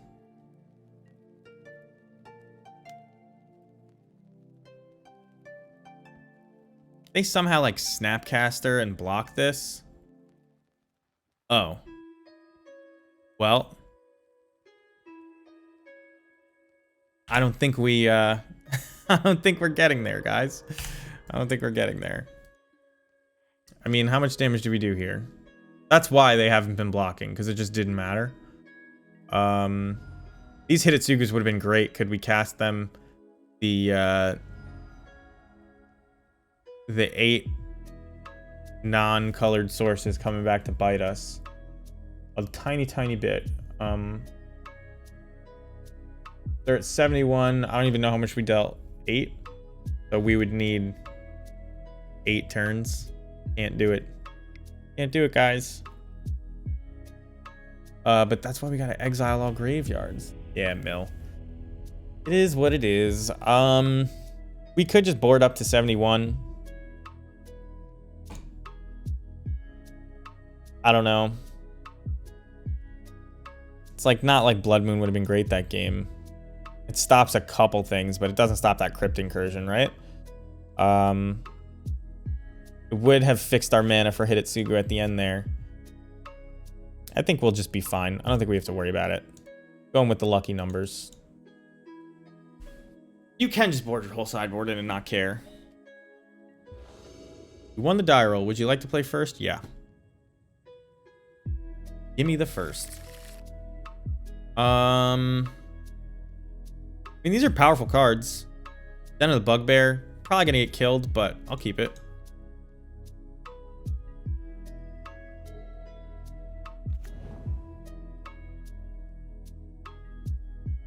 Jiki and Sling Gang is enough to win the game with enough lands. A Hitotsugu at, you know, any point this game's gonna be good because we can actually cast it. Willing to play this. Although every time you mulligan, you get slightly better against your mill opponent. Now we can search without fear of being archive trapped. I'm not even sure they're playing archive trap, but it does stop that. So if sometimes you just catch them with a ton of archive traps in hand.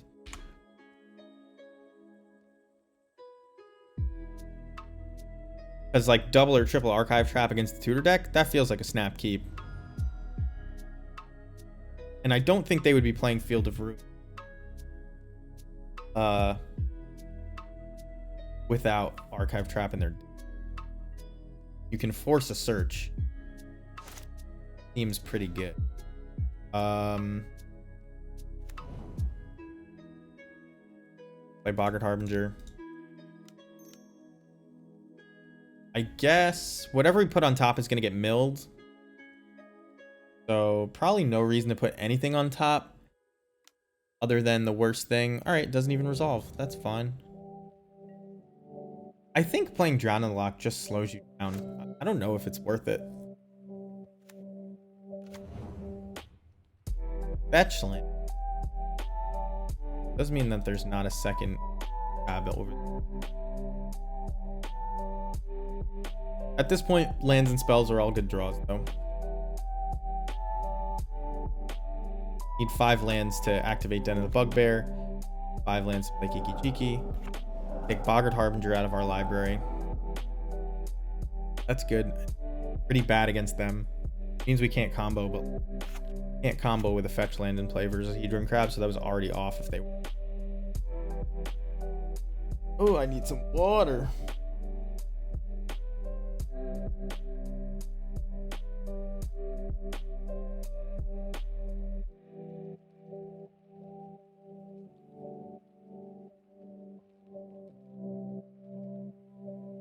I published, by the way, a bunch of old videos that were private for some reason on YouTube. I don't know if any of you guys watch the YouTube archives, but like I have no idea if the date underneath them is like yesterday or when I first posted them or uploaded them. There's like, I was watching some of them and stream quality was way different. This looks like Counterspell, but we haven't seen a Counterspell at all from them. We've only seen Drown in the Loch, so I'm pretty sure I'm just gonna play this Sling Gang Lieutenant out. For a few reasons. Yes, I need to leave the basics in case they feel to ruin me. The first reason being that if I draw a land, I can copy it with Kiki Jiki, and then I'm doing good.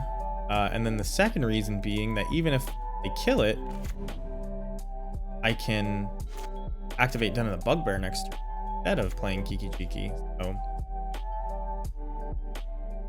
I could have also double Mog Fanaticked.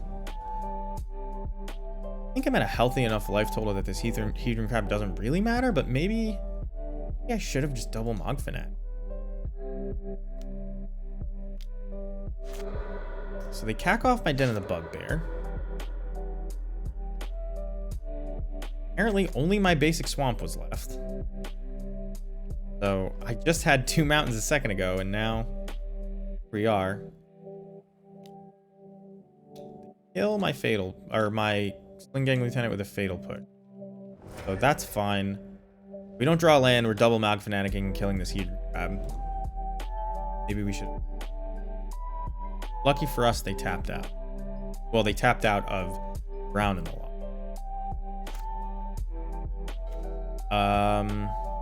Fury is a good card. Can't play it. We'll attack first, see if they block. We can get away with just 1 Mog Fanatic. Attack. They don't know our hand. They have Crypt Incursion. I'm gonna hope that I draw those Hidetsugu soon, although looks like 2 of them at least are in the graveyard already.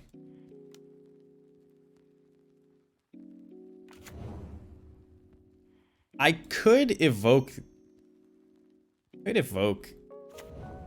don't think it's worth it. This is a 4-turn clock. If I evoke, it's not very fast. I just have to clock. And Fury plus Kiki Jiki can kill even after they Crypt Incursion, so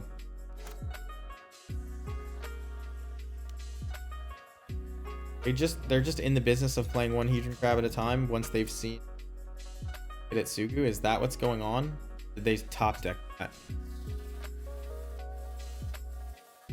Would love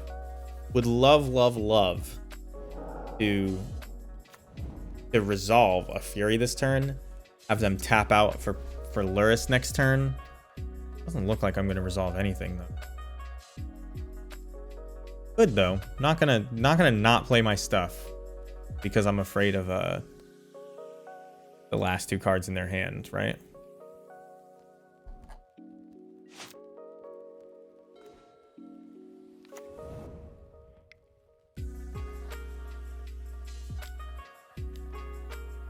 Just barely casting this.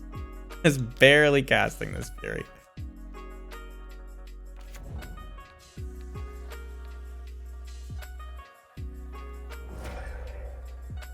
So next turn, we can make another hasty double striking 3/3.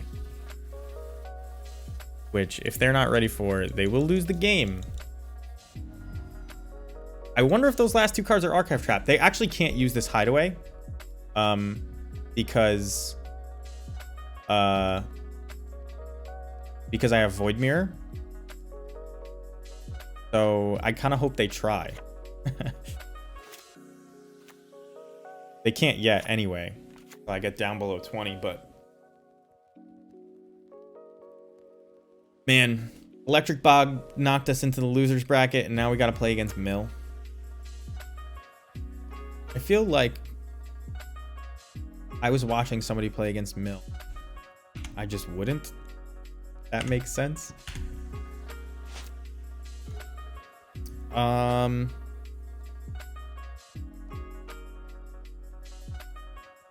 There's no way that they don't counter the lethal, so doesn't matter.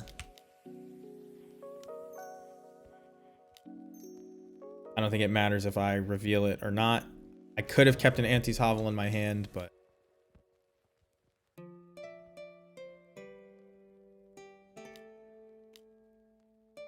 they go to mill me, or well, they cycle. It's not really about the mill, I guess. I don't know why you wouldn't try to counter the Kiki Jiki. Okay, that's why, because they're gonna Crypt Incursion me. They gain a bunch of life, but we deal, 12 a turn. So we can still kill them.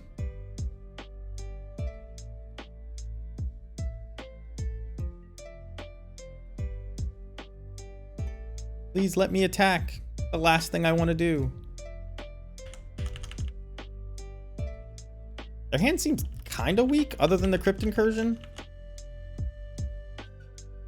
Crypt Incursion is the reason I don't side in Leyline of the Void, and I used to side in the Nile Spell Bombs, because our graveyard that the size matters. So, graveyard hate relevant when you can hit yourself with it, but not. Oh no, all my Kiki Jikis are gone, aren't they? No, no, nope. Alright, they gave us some turns. Well, when I say gave us, we still have some turns left. I guess they got a bunch of garbage. That's the whole deck, but I don't know. It's gonna be close. Pretty much a coin flip at this point. This would speed up the clock a tiny bit. What does the clock look like? This does an extra 6 every turn, and this would deal an extra 6 after 3 turns. After 2 turns. I make a copy, there's 2. They attack. I think I'm supposed to do Sling Gang. I think I'm supposed to front load the investment. And this ends up being faster, because it's going to take more than 2 turns.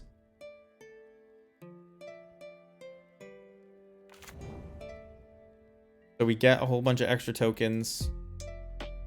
We sacrifice the Sling Gang.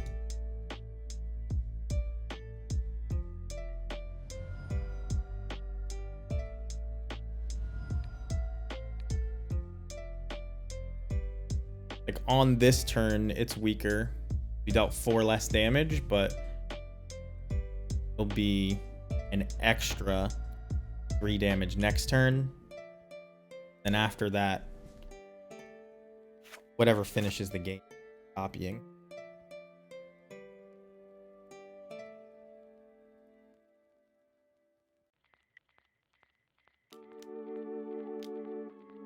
Oh no, that definitely kills me.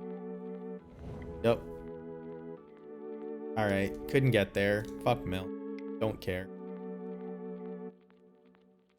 They can't play it. Doesn't matter. Well, we're 1 and 2. We lost to Torpor Orb and Mill. You tell me. Do we do something different? I don't think so. It sucks when there's matchups like that. Not just matchups, but matches in general like that. Because you don't really learn anything.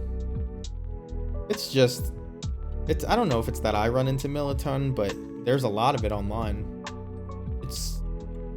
It's cheap, it's easy to play, it's decently competitive. You don't have to think about what's in your opponent's deck. Like, I still don't I keep this against an unknown. We have combo outs in a vial. We have a Kiki Jiki. But like, this is a decent hand. Blocks well. Gets a Snoop on turn 3. I think I'll keep it. And it is Tron. So the plan of turn 3 may not be fast enough. Well, turn 4 is really what the plan. But we may be able to kill whatever they put in play first, or just not care about it and have enough time. Tron is a fine matchup. If we lose this one, we lose this one. Who cares? It's just like that all night. It was Merfolk, which is a great matchup. Who cares if we lose? And then it was Mill, and it's like, who wants to be here? Who cares if we lose? Then I'm not gonna pay Echo. So I think I'm just supposed to pass. You know what? Two goblins is 2 goblins, even if only 1 attacks. I don't know what I was thinking. I was thinking I would use Vial and my 2 lands next turn to kill whatever their Tron thing was, but doesn't matter. That doesn't even make sense. Doesn't even make sense. Just the crazy things that go through your head. They've got the Tron, turn 3. If Batterskull. This is what I was talking about. They do things that you just don't care about. So whenever I tell you Spike has no idea what he's talking about in regards to the Tron matchup, know that I'm telling you the truth. Know that I'm telling you the truth. This is not the worst matchup. You don't even care. Yes, big mana matchups are tough for black-red decks in general, but we have a combo. We can chump block all day. Their life total doesn't matter. As long as we're not dead, still in it. I am gonna get Snoop.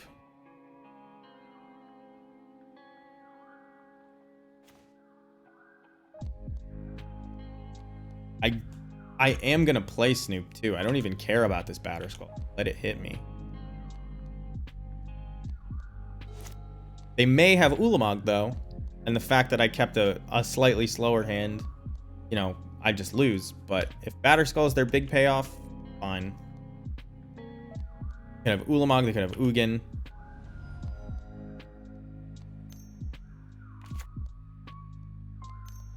This.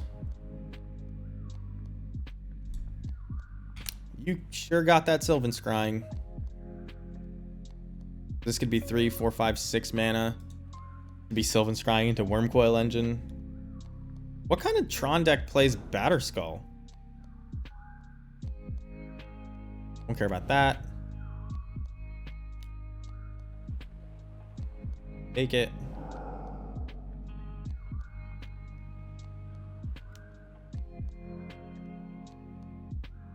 Yes, I will use it. Cavern of Souls on top, not the best. Ooh, do they play main deck Dismember? Okay, that's different. So we are not going to tick up this vial, and we're gonna look for a Snoop. Although, what's more likely? I mean, Matron and Snoop are equally as likely, right? But the better one is Snoop, so we're gonna not tick up, especially since we still have this meeting. We haven't shuffled anything to the bottom or anything like that, so just keep it as is. Sorry, I just out. We'll make blue mana to assert our dominance. You have to make red. Always annoying.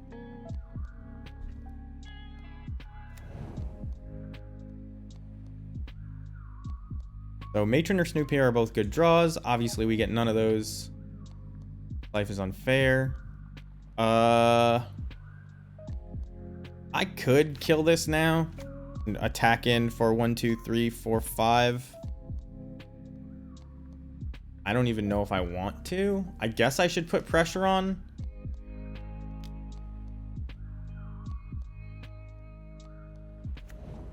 We can play Kiki Jiki next turn, which puts a lot more pressure on. They play Blast Zone, which not even sure. Did they have picked this up? Could have picked it up. They still can pick it up. And replay it. But not too concerned about that. Pashlik Mons plus Sling Gang kind of just ends the game, right? So we have a lot of live draws, but they have a lot of live draws at this point because we just haven't done anything in the first few turns. But still feeling decent about our position. They kind of need an Ugin. Wormcoil Engine don't care. They can pick up Batterskull and play Wormcoil Engine this turn. Like they're messing with their mana because they were trying to save 3 to pick up Batterskull.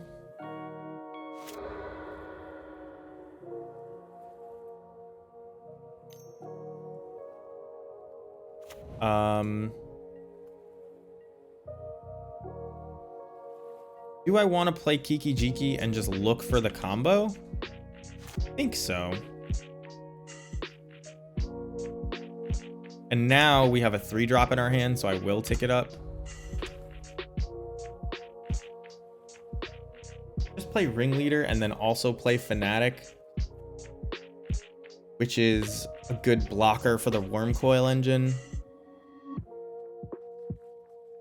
So I can attack.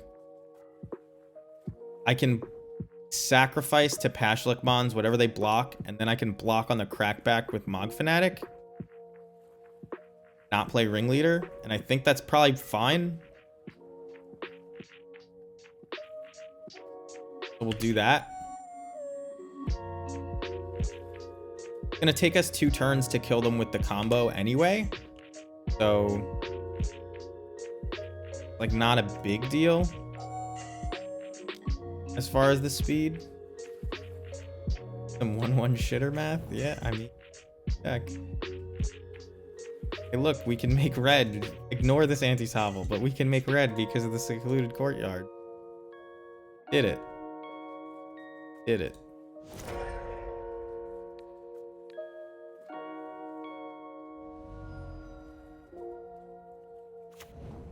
And this Mog Fanatic shocks them. Who let us play cards that are so good? Shouldn't they be talking about banning this deck? What happened? How are we 1 and 2? Somebody explain what happened. Yup, you can have your Batterskull back. You're gonna equip it to Wormcoil Engine? Do it. Chromatic Sphere? It's a good one. Draws cards. Makes mana. Some sense.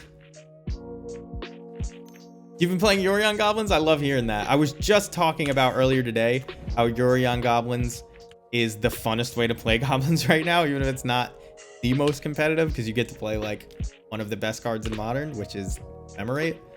I'm glad to hear it's going well. It's like, it's great. It protects the combo. You get to replay all of your enter the battlefield triggers. Did you put Mog Fanatics in it? I hope you did. I actually adjusted the deck list at the beginning of the stream with those. So we'll tick up to 4. And we'll put this Ringleader into play. We'll attack them.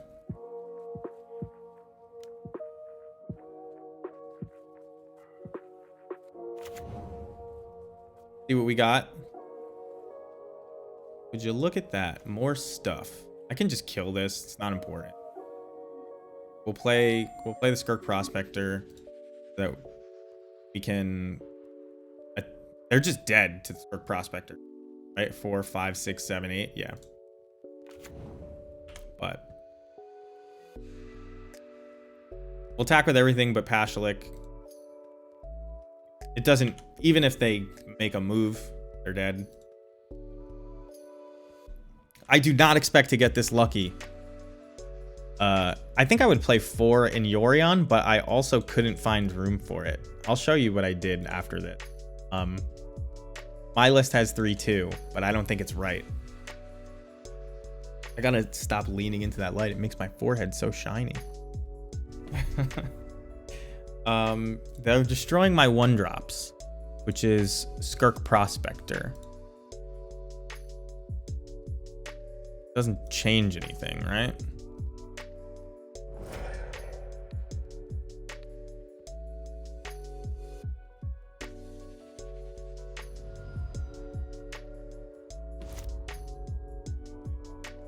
If they had removal for Pashlik Mons, I guess I could have got here.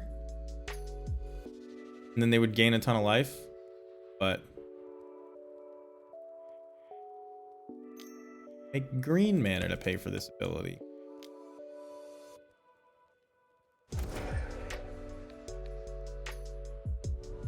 They are pretty dead. It looks like Xaxes, but we actually had overkill. Had I played it, I guess, properly, and played this Skirk Prospector after because of the Blast Zone, but doesn't matter. So now we side into, you could bring in Voidmere. Bring him in. They're not great, but we'll bring him in. Crashmaster's okay. You don't want to play the long game against Tron, even though sometimes you can, like you just saw there. Log Fanatic is decent for pressuring things, but it's not good. We're just kind of all in on combos. You can side out an Aether Vial, but what the Aether Vials actually do, and it's kind of important, and it took me a long time to realize it, they you get the 4th, you'll add it. I accidentally ordered 8 because I ordered 4 and forgot that I had them. What they actually do is let you mulligan down to hands with fewer lands in them to still look for the combo. This is a keep because even though it's a turn 4, you have a little bit of redundancy. And for those who don't realize how it's a turn 4, we're gonna try to play Snoop on turn 2 on the off chance that we draw Land Harbinger.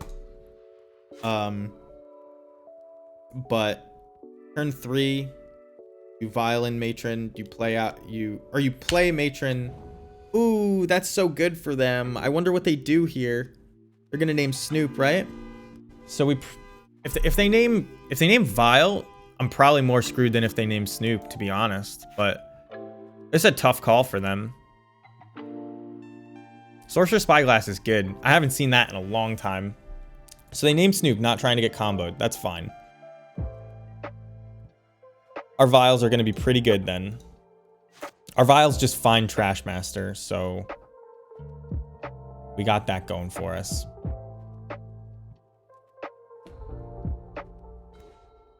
And we did find the other land. So now that I have to get Trashmaster with this Matron, do I just play Snoop out? I think I do just play Snoop out because we may just naturally draw it or have it on top.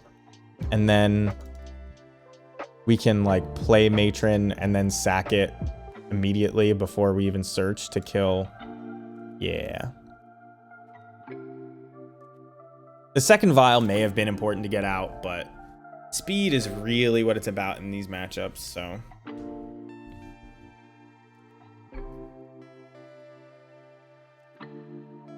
And they slowed themselves down a little bit, so we have a turn. Maybe we should have played Matron. I don't know.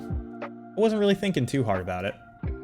But turn 1 power plant, turn 2 not crack my expedition map. You know. Okay. They may just be dead here? No, they can't really just be. We can get close, but it won't kill him. Munitions expert off the top. Not what you want to see. So we'll matron for Trash Master here. Because next turn, we can just play the Trash Master straight up. Although maybe there's a better... I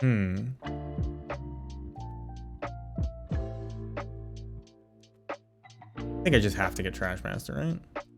I'll snoop on top.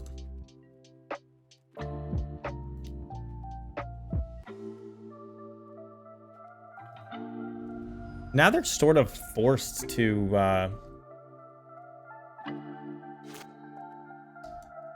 well, I mean, they're definitely going to crack this map, right? Because they have to find the tower.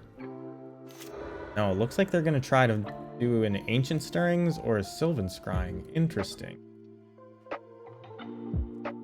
I think I just moved that to where the back is.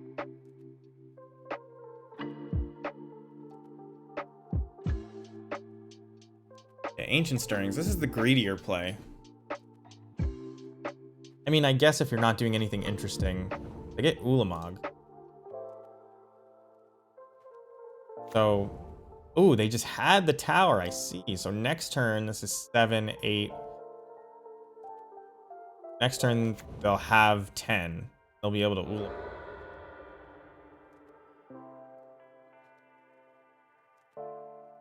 Ancient Stirrings again. How do I stop this?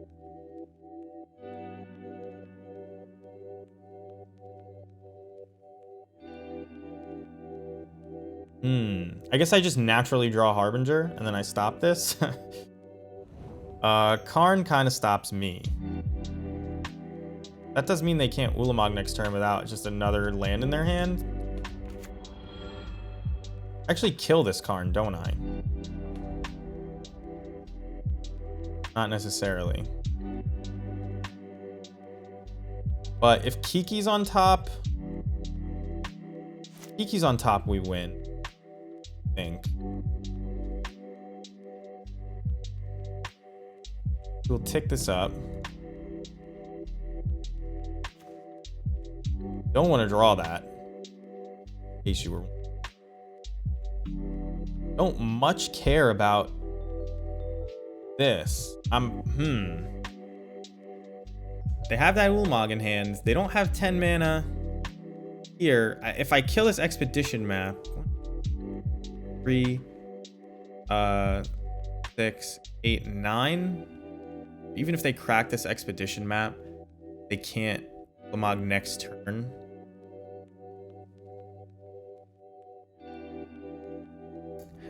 Do I win here? I think I may have to just pass. I mean, not obviously I'm gonna play something.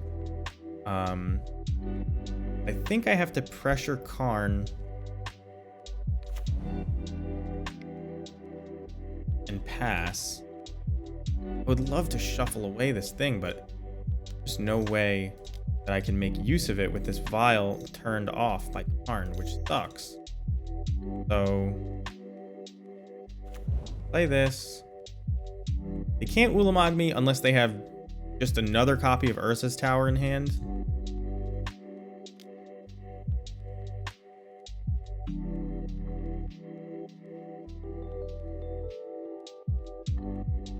Block for the Karn so they get another tutor without it dying.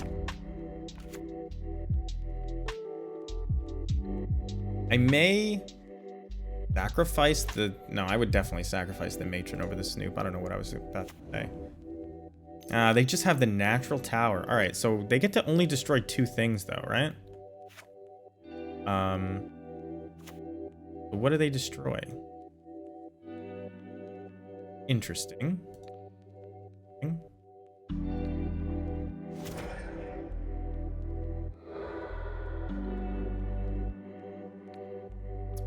they're gonna have a blocker.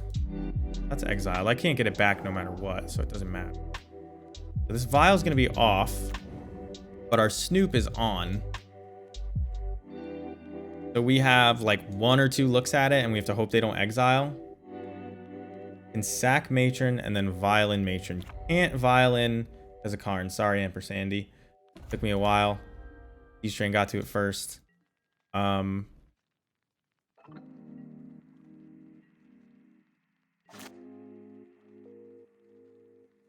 We will leave this on 3.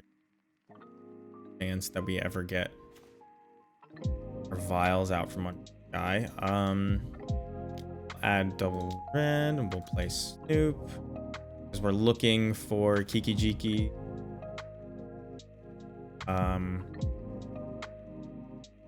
Obviously drawing so many vials is not great.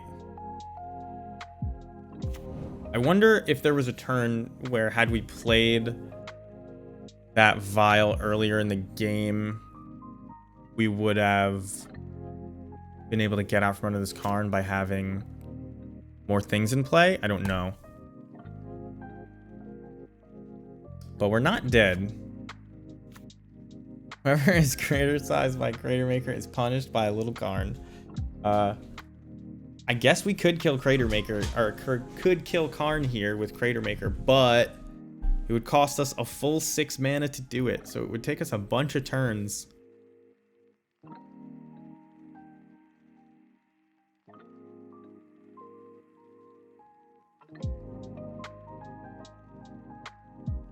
But the Sorcerer's Spyglass was really good. Sorcerer's Spyglass into Karn was what got us.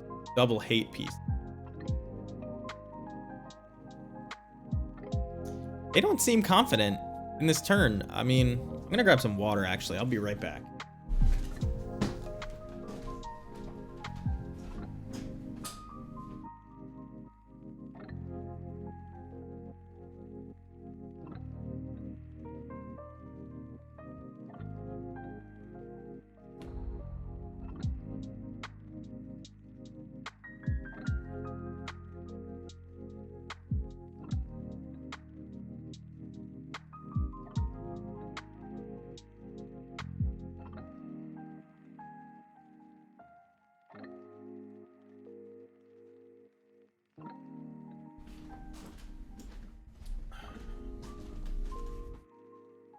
Should have F6'd.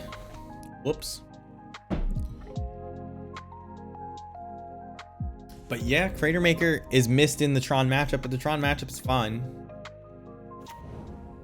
Maybe it only felt fine because we used to have just so much hate in it. All right, this costs 5 and they have more than that. Let's see if they know what just happened. They're gonna destroy everything right now. It's indestructible, right? Yeah, they should. I mean, there's a Kiki Jiki on top. Can't let it go to my upkeep. I mean, I guess you can.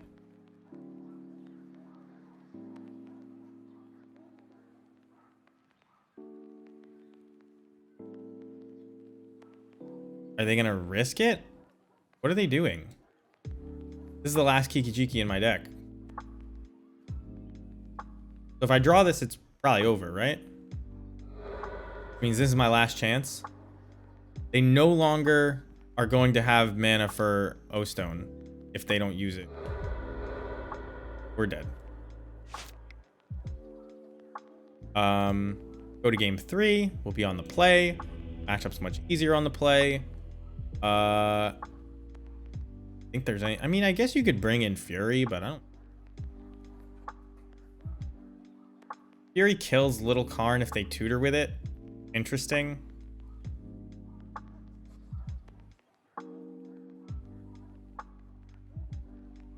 We're gonna leave it as is. We're looking for Blood Moons. We're looking for Blood Moons in combo. Here's a Blood Moon with a basic Swamp and an Aether Vial. I think this is fine. Shuts off our Den of the Bugbear, but I think that's okay too. The unfortunate thing is that they can cast Little Karn through a Blood Moon decently easily. They're down to 4 cards, though. So they're going to have 1 payoff. Likely not a lot of ways to deal with Blood Moon. Their payoff is Little Karn. Gonna hurt. But I don't think there's anything wrong. And playing it out. We have some pressure on.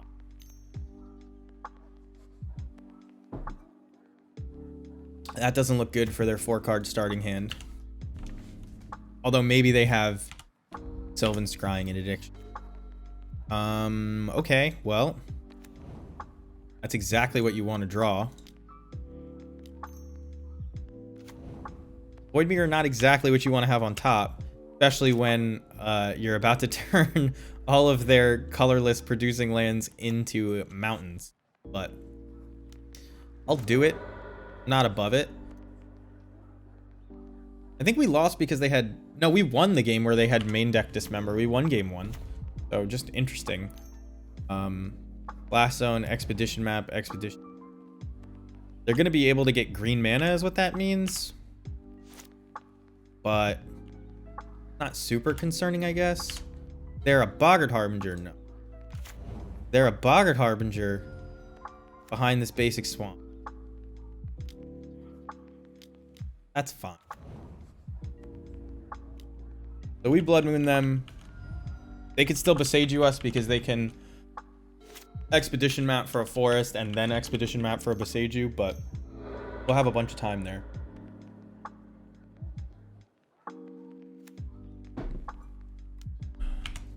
Another Expedition Map. That's all they keep drawing. I think I'm just going to put pressure into play, especially given that I have another one of these coming off the top. There's a thing you can do where you play this to get a card deeper. But I think I'd rather not do that. Just tick up my vial.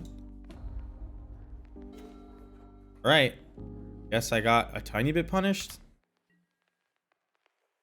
All of the Mutant Expert in a row.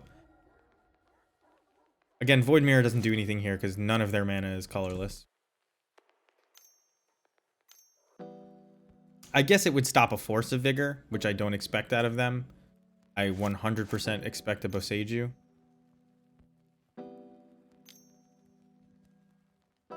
Okay, Sylvan Scrying piqued my interest. Urza's Mine. Expedition Map for Boseiju? Or is this I can't afford Boseiju? Get me a card deeper. Show me what's next. Cavern of Souls, not what I wanted, but I'll take it. So the important part of playing a hateful block piece is having pressure to follow it up, which is why we're just dumping Munitions Expert. We're looking for Boggart Harbinger right now. If we play a 4-drop off the top, we want to be able to play the Boggart Harbinger that afterward. We'll play out the Void Mirror. Flash in our Munitions Expert at the end of turn. And nah, I don't think so, Ganja. People keep saying that, and it's like I think that more people are playing Solitude and Fury than people that are playing Boseiju. And the early Blood Moon still prevents them from casting, from activating, I guess is the word, Boseiju. So like Blood Moon does suck against Money Pile. But Magus isn't good against Money Pile either. But yeah, you prevent them from activating Boseiju with Blood Moon as well. So like, yeah, they could have Boseiju, but not necessarily even castable. They have to also find basic forest. So all the things that were true about your Blood Moon are still kind of true. It's just that they can easily search up Boseiju some of the decks and basic forests. I don't know. I don't think you want to play Aegis of the Moon, Fury, Solitude. Yeah, I'm wrong.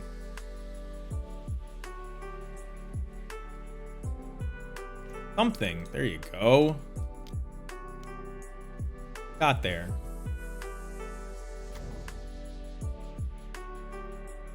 We'll use the ability.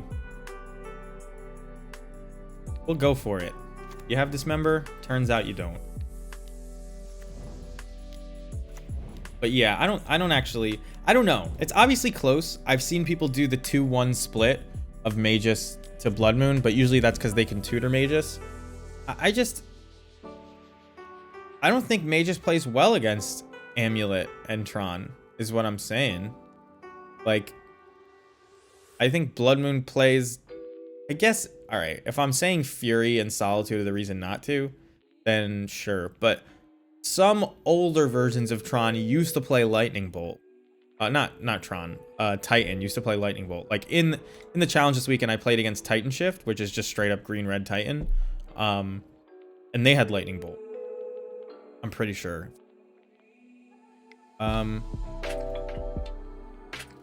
That's true too, Steez. Yeah, it's not like, but even then, there's an argument to say like we're overloading their creature removal. But yeah, I'd rather them have to side in cards that are bad against the rest of our deck. I think it's still difficult for them to find Boseijus. You know, like they can find them, but it's still difficult. You can see this Tron player didn't even have them. I wonder why.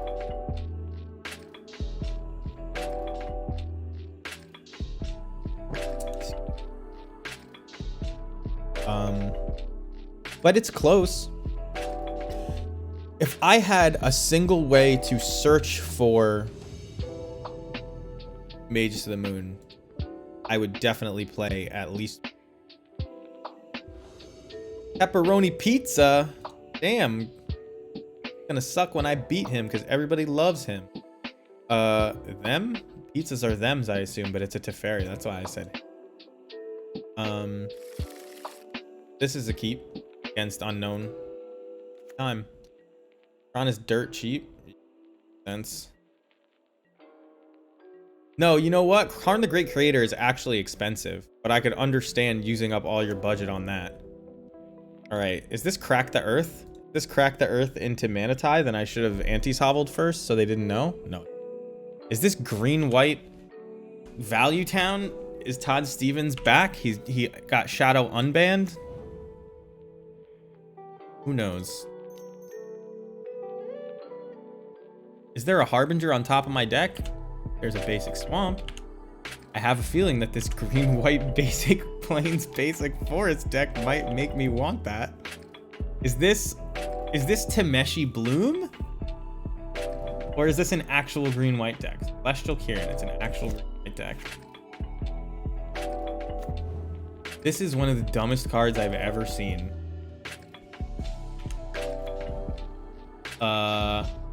Okay. Whenever you cast a spirit or arcane spell, destroy all permanents with that spell's mana value. So this is green-white spirits, what it sounds like. They know about this Swamp, so I'm likely gonna play it unless there is a red 1-drop on top of my deck. There's not. There's a colorless 1-drop on top of my deck. Okay. Don't like having Vile, but this looks like it's gonna be a long game. Carrying Gaddon? What is that? Have you seen the combo? No. There's an X-Cost Spirit they cast to exile all.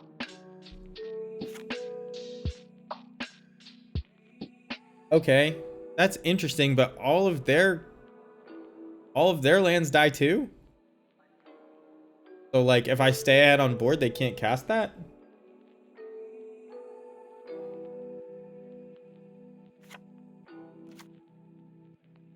Yeah, I didn't say it was good. Okay.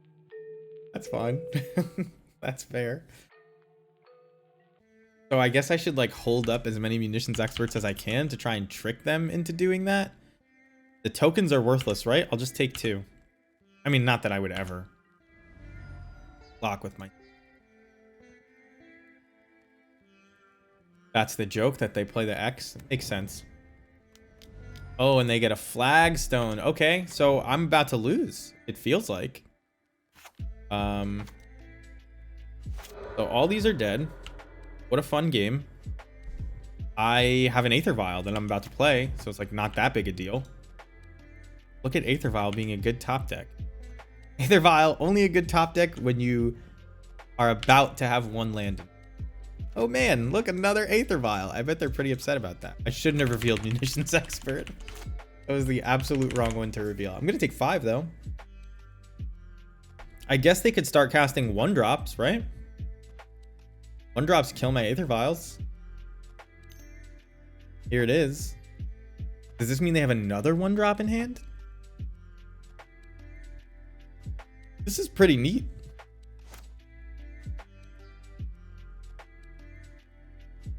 You're in Geddon. We'll just put the combo in normal value piles.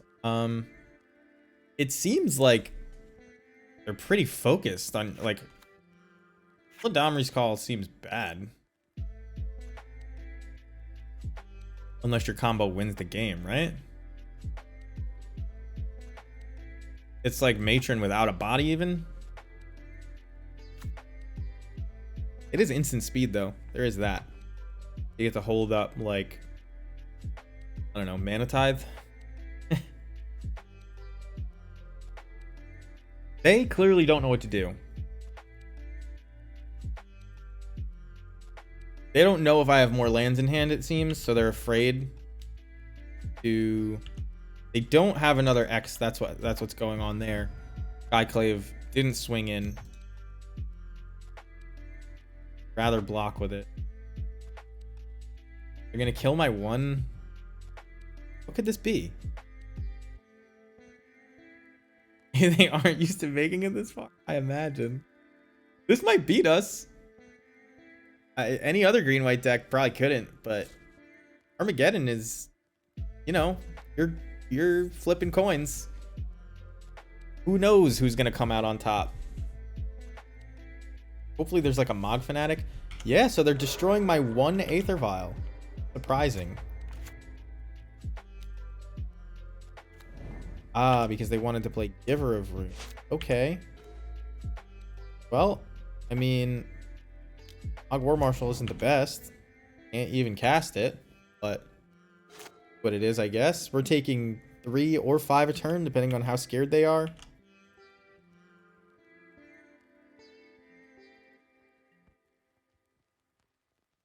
Like 5. Take it. Well, they're not scared at all because of Giver of Runes. We may lose here. Kind of need a Mog Fanatic. We just need like something off the top to get into play. Interesting. Destroys that. Get a token. They're gonna exile my Vial. Okay. Interesting. Land on top. Pretty decent. I can double block a Skyclave Apparition. They can only give it protection from one of the colors. But Snoop seems decently important here because I have to kill the Giver. So I am just going to take 5. They have 1 card in hand. I have 5. If I stabilize, they're pretty screwed. This flies though. Yeah, so I just have to expert. I think I may need to chump though. Not with the Snoop, but with the Spirit token.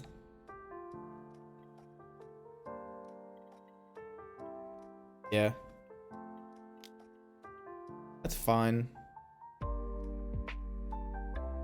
want to stay at a healthy enough life total that I can take 1 hit from the Kier.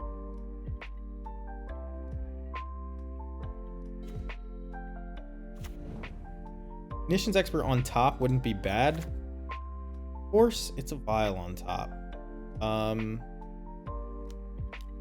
We want to be able to chump again, I guess. Although we're not gonna chump. Ooh, we have to go to 1 here, so that we have enough to kill the Kieran. But we will go to 1. Exalted Kieran. So no going to 1, going to 2. Little do they know. They could have had me at 1 less.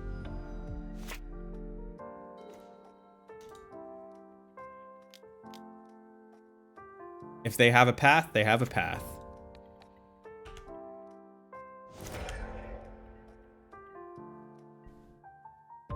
So I believe at this point, I will double block Skyclave. I believe. As opposed to chumping it. Although I can play Mogwar Marshal and just chump forever after that. So I'm kind of tempted to just chump with 1 expert.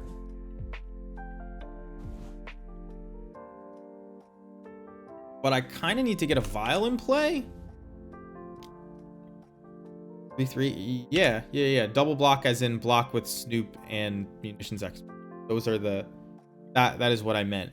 To kill this and get a 1-1 so that now if they exalted attack with it, 2-2, I still have the block. So I think I am going to do that. I mean, Snoop pulls things off the top. Yeah.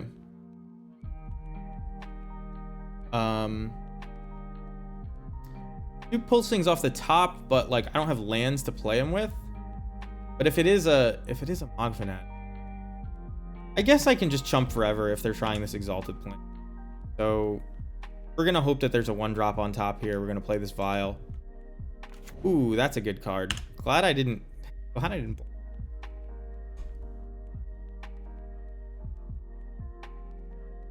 They're gonna have a million. What are they gonna search up? Oh, they can sack this, so I can't play Aether Vial. I wonder if they'll do that.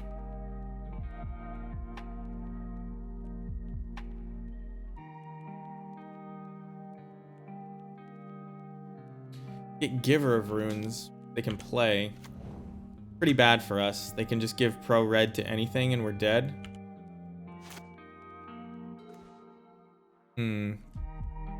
Kinda needed to find something to kill that Giver of right now.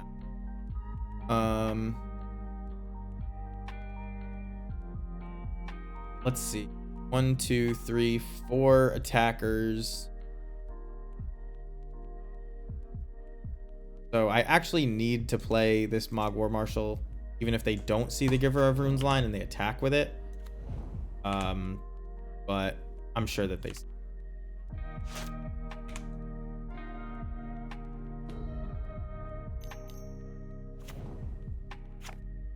Play Thalia. There goes that game. So that was game 1. We just lost to them. I think our combo is pretty good against them. All our vials are going to help us dodge their Skyclave apparitions. On the play, Fury is probably pretty good. Hitsugu doesn't really do enough. Crashmaster's okay. Chainroller's okay. I don't actually think I saw any X1. I guess I saw Thalia. That's probably worth bringing.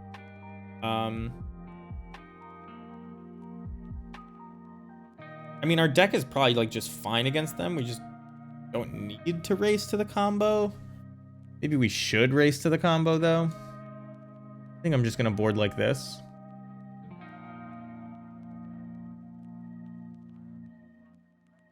Chain Whirler probably doesn't do enough, but I haven't been bringing it in and I kind of want to. Oh, I guess Void Mirror stops their combo, right? Can't pay 0. Doesn't seem worth it though.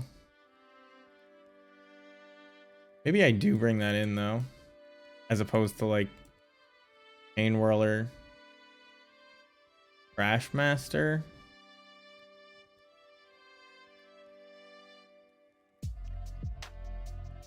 Just so I don't get punked out of this game like that. Seems fine. Just 2 cards. Oh, their spell doesn't need to resolve? Ooh, good point. That is a great point. It's not, House of Void doesn't even do that. What is the one?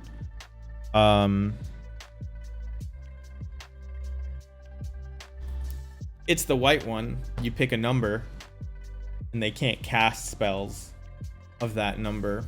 I don't remember what it's called. Sanctum Prelate. Took a minute. All right, this is for all the marbles here.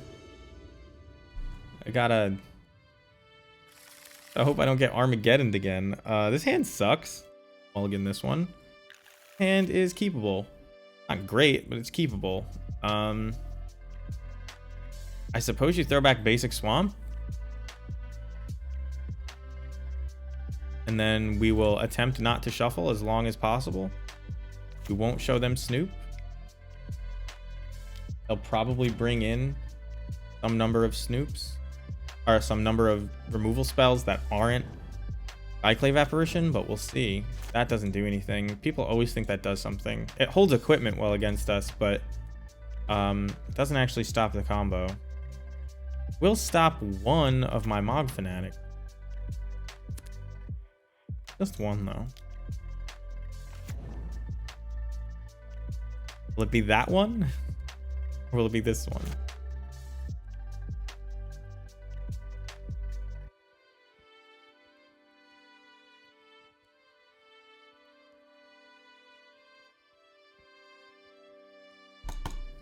Something, please. Something. Oust. Put target creature into its owner's library, second from the top. I kind of want to draw this Snoop again, right? I'm going to let this happen.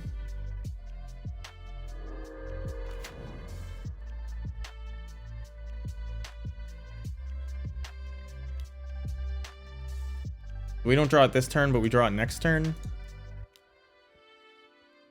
Whoops. I double clicked. Well, there goes my Mog Fanatic. I look like a jerk now.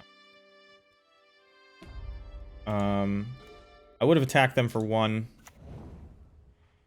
So just pretend they're at 19, guys. Do that for me.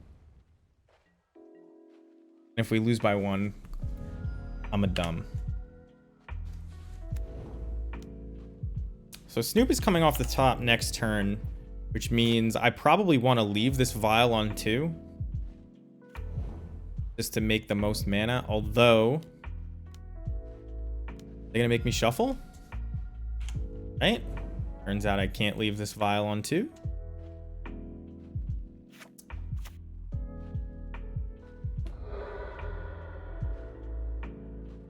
Gonna attack. Try to kill this. Let it happen. Okay, I'll take 1. Still want the Snoop. Not shuffling. Now they can Skyclave Apparition me, but I get some amount of value from being able to reshuffle. I really would like to draw a land, I think. I may reshuffle this one way or another.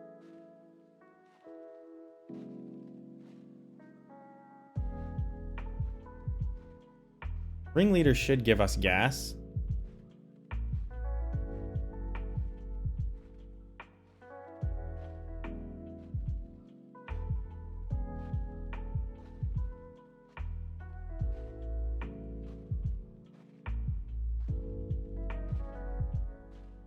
They are thinking hard. I wonder if they play Gavany Township Armageddon. Can't believe we got Armageddon. That's pretty crazy. That's an old combo. So like, surprised I've never seen or heard of it before. One of them was a Betrayers of Kamigawa card, and the other one was Sons of Tarkir.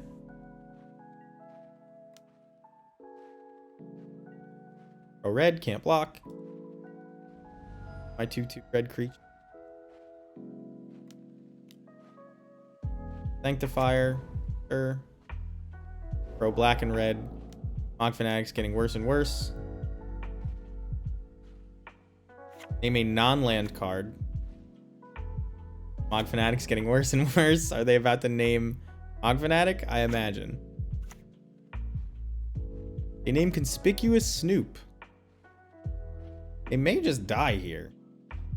Let's see. I guess I'll get Basic Mountain because this is like a decent clock. Well,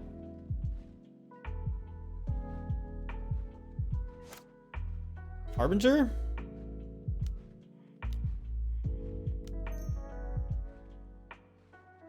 We're gonna grab a Harbinger here. They named Snoop, which implies they don't have the removal for it.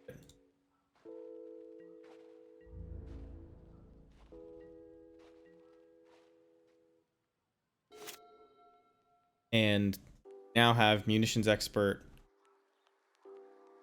Mog Fanatic to kill this Revoker. If they play another Forge Tender, that kind of sucks. But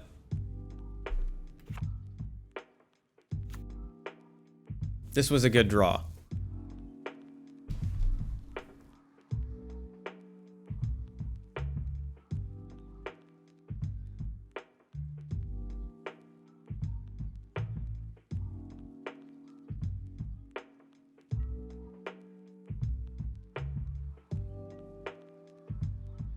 Take 3. Go ahead and swing. Oh, that is not swing I would have expected. Are they gonna wipe the board?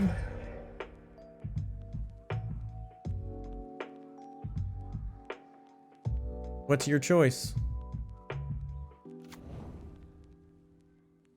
Do I save this matron? I don't think I do.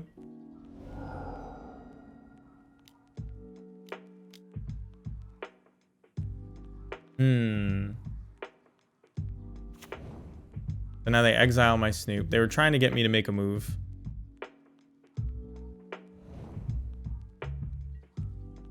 We don't get the Snoop back. But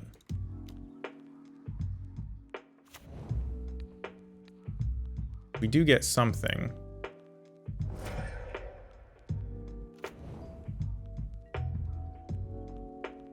They have 1 card in hand. So when we finally draw a land, be in good shape, I think. I guess they're going to sack this. Nope, they're going to Eladamri's Call. So their last card in hand was whatever they wanted it to be. They pick. Drum roll. Drum roll. Drum roll. Pepperoni pizza. I guess it's tough. This is why EDH takes 100 hours per game. Once you have 40 cards in front of you, most people don't know what to do. That's one of the reasons I try to figure out what I'm searching for before I cast the spell. Good habit to get it. Do a lot of second guessing. Have the whole list in front of you. It's very hard. But looking at your own board state and what do I already have? Solitude. Are they gonna Solitude this? Like, I don't have a Snoop in play, so I don't need to kill this Revoker.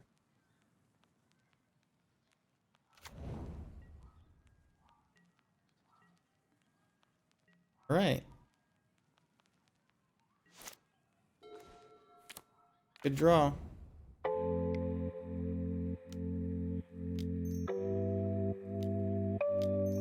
Blue mana, assert dominance. Goblin Ringleader, draw me some cards. Alright, draw me more Goblin Ringleaders. I'll take it, I guess. Can't attack. They have a Solitude. They're gonna exile. I guess they could hold it. Too greedy. Won't hold it. I assume that they're gonna hit the illusion token. This is my best goblin, but the illusion token blocks their pro black and red creature. Feels like you'd want to block that. They're at a lower life total than I am. They have 2 horizon lands, though, that they can crack at any point. So, our next... I'll block this.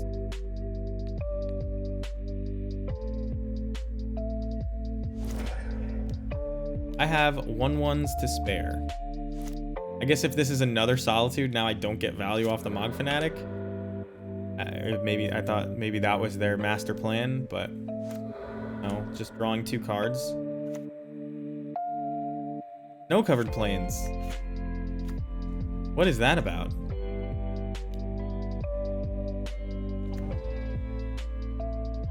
Conditions expert would be decent here. Ooh. Take it. Keeps me from getting attacked for a bunch.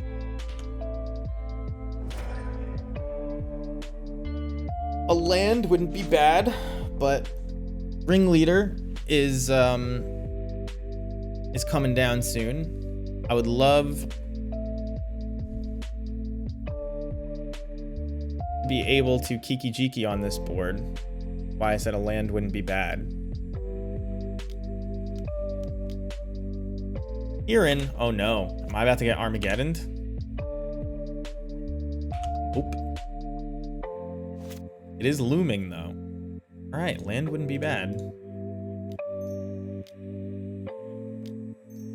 Maybe I'm just supposed to put Kiki Jiki on top with Harbinger instead of casting. But we got there and...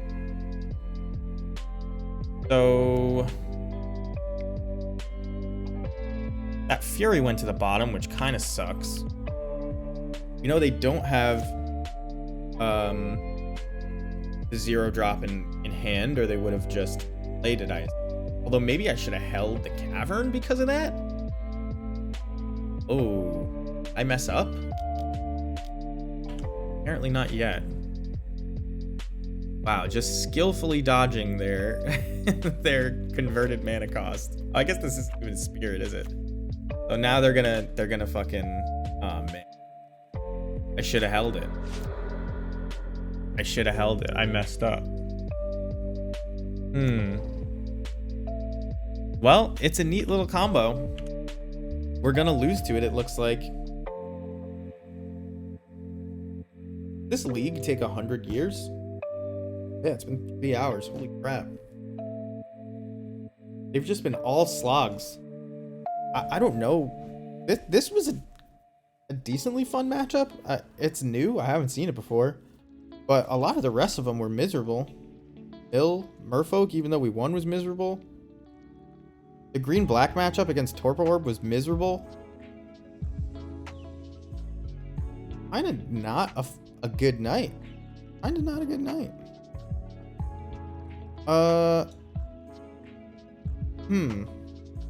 Can we win? Is it worth trying to win? Why are they not?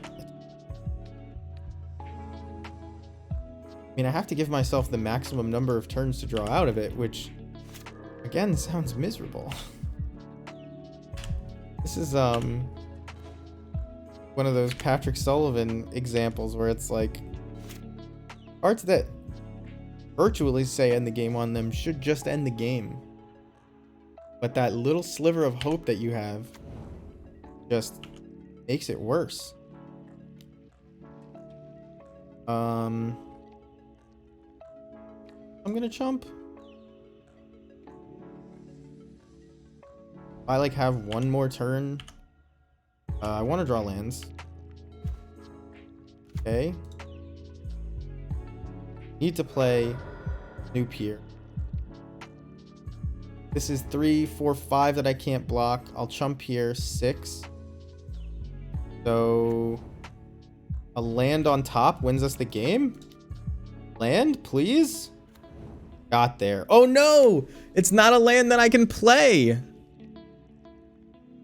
Let's see if they leave something back.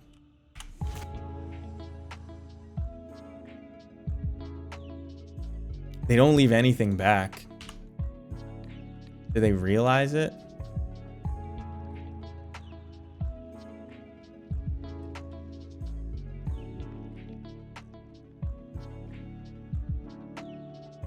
Not a land I can play. That sucks. Needed a not. We're gonna shock it into play anyway, right? One more life point is all I needed. And we would have beat this silly Armageddon deck. Oh well. I guess there could be Kiki G into.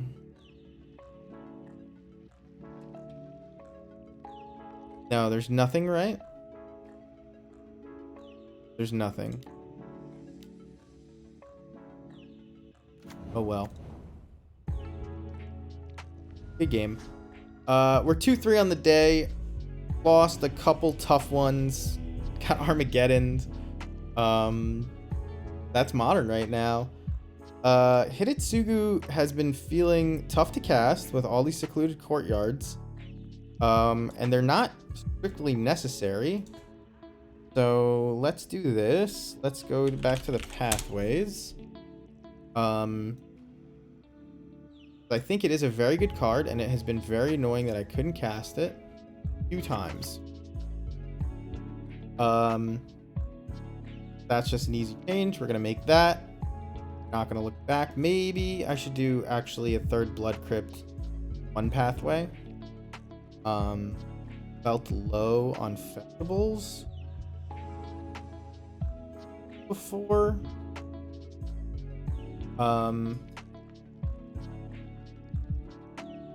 No, I haven't tried Prismatic Vistas because having 2 lands in the deck that don't cast Snoop on turn 2 seems really bad. I already hate the 1. And I just don't want to have to do that. I'd rather have a Blight.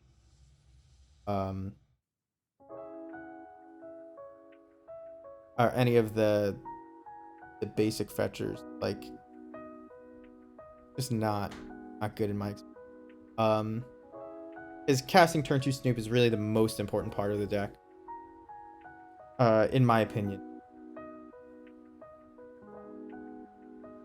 The deck is fine. That was a little bit crazy, that matchup. We used to play like spells that would help against something like that. Although the munitions experts were fine, they killed it every time it was relevant that we could kill that Kieran out of munitions. So all of that's been feeling fine. Blood Moons felt good. Like, we beat the decks that we were supposed to with them. We're gonna do this split of engineered explosives and Hidetsugu consumes alls. Maybe this Fury should be something else. Maybe this Void Mirror should be something else. It feels like Cascade just is. But I don't know. I don't think you have to sideboard for green-white Armageddon. Like, it's a silly combo. I could have even played around it, like, by not playing my last Cavern of Souls there. And then we win that game, actually. So it's like a little bit of a punt. But again, you're not going to get everything right your first time. First time I've ever seen that. And again, we could have won. And I said it right after I played it, like, man, I should have held that Cavern of Souls because I can play Kiki regardless, right? And now if they Armageddon, I'm screwed. And they just happen to have it, right? I guess it's like 4-outer. But yeah, that kind of sucked. So I'm content to keep running this back. This one Fury is just staring me in the face. We wanted more artifact removal, which I said at the beginning of the night. And I know I said that Crater Maker isn't even good right now. But maybe we cut a Fanatic for 1. Maybe we cut a Mog War Marshal for 1. I think it came up twice that we were just looking for artifact removal off the top of the deck. So, like, Sucks. There's like got to be a better plan though against Torpor Orb than. Man, I hope they don't draw it, and I hope that I naturally draw Trash Master. Like maybe we should just be playing the Kiki Saga for value in some matchups. Although the Kiki Saga doesn't do shit with Torpor Orb in play. And we don't churn through our deck at all. Like, where's the... What's the Glacial? Some kind of worm that when you search your library, play it from your library. I don't remember what it's called, but we need that, but for Artifact Hate. And nobody else should be allowed to play it, just us. I don't remember what it is. But if I was allowed to play that, I would never lose. It's like... I just want to find it, and then I'm gonna sign off for the night. If Evan is still streaming, I'll send you over there, but otherwise I'm just turning it off. What is the name of that worm? I'll know it when I see it. Evan is not still streaming, so you want to suggest a raid? Oh, I'll raid Bob. Bob's good. I'm gonna find this worm while I wait for the raid to count down. Electric Bob 30. Right?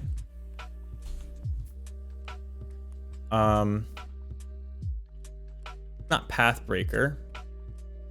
Here, I could do... It says you can cast it from your library while you're searching it. Is it Panglacial? Yeah, it was Pang... That was the very first thing I said, Panglacial Worm. I didn't believe myself. While you're searching your library, you may cast Panglacial Worm from your library. Nuts. It's the weirdest card ever printed. It doesn't even sound like it works in the rules, because you're in the middle of resolving something else, and then you have to pay mana and cast a spell. It's so weird. But I guess, like, you know, the Chandra and stuff, that you exile a card and you can play it right then. That does that too. But that's a wild one. It's a strange one. They won't print that one anymore. Anyway, we want more Artifact Hate. We want some way to beat Torpor Orb, but you can't beat everything, so it is what it is. Maybe there's a land that you can play in your main deck that just better than a basic that destroys artifacts. I'll have to do Cryfalls that one. Maybe not that we have a way to find it, but we anyway, I hope you guys have a good night. See you next time.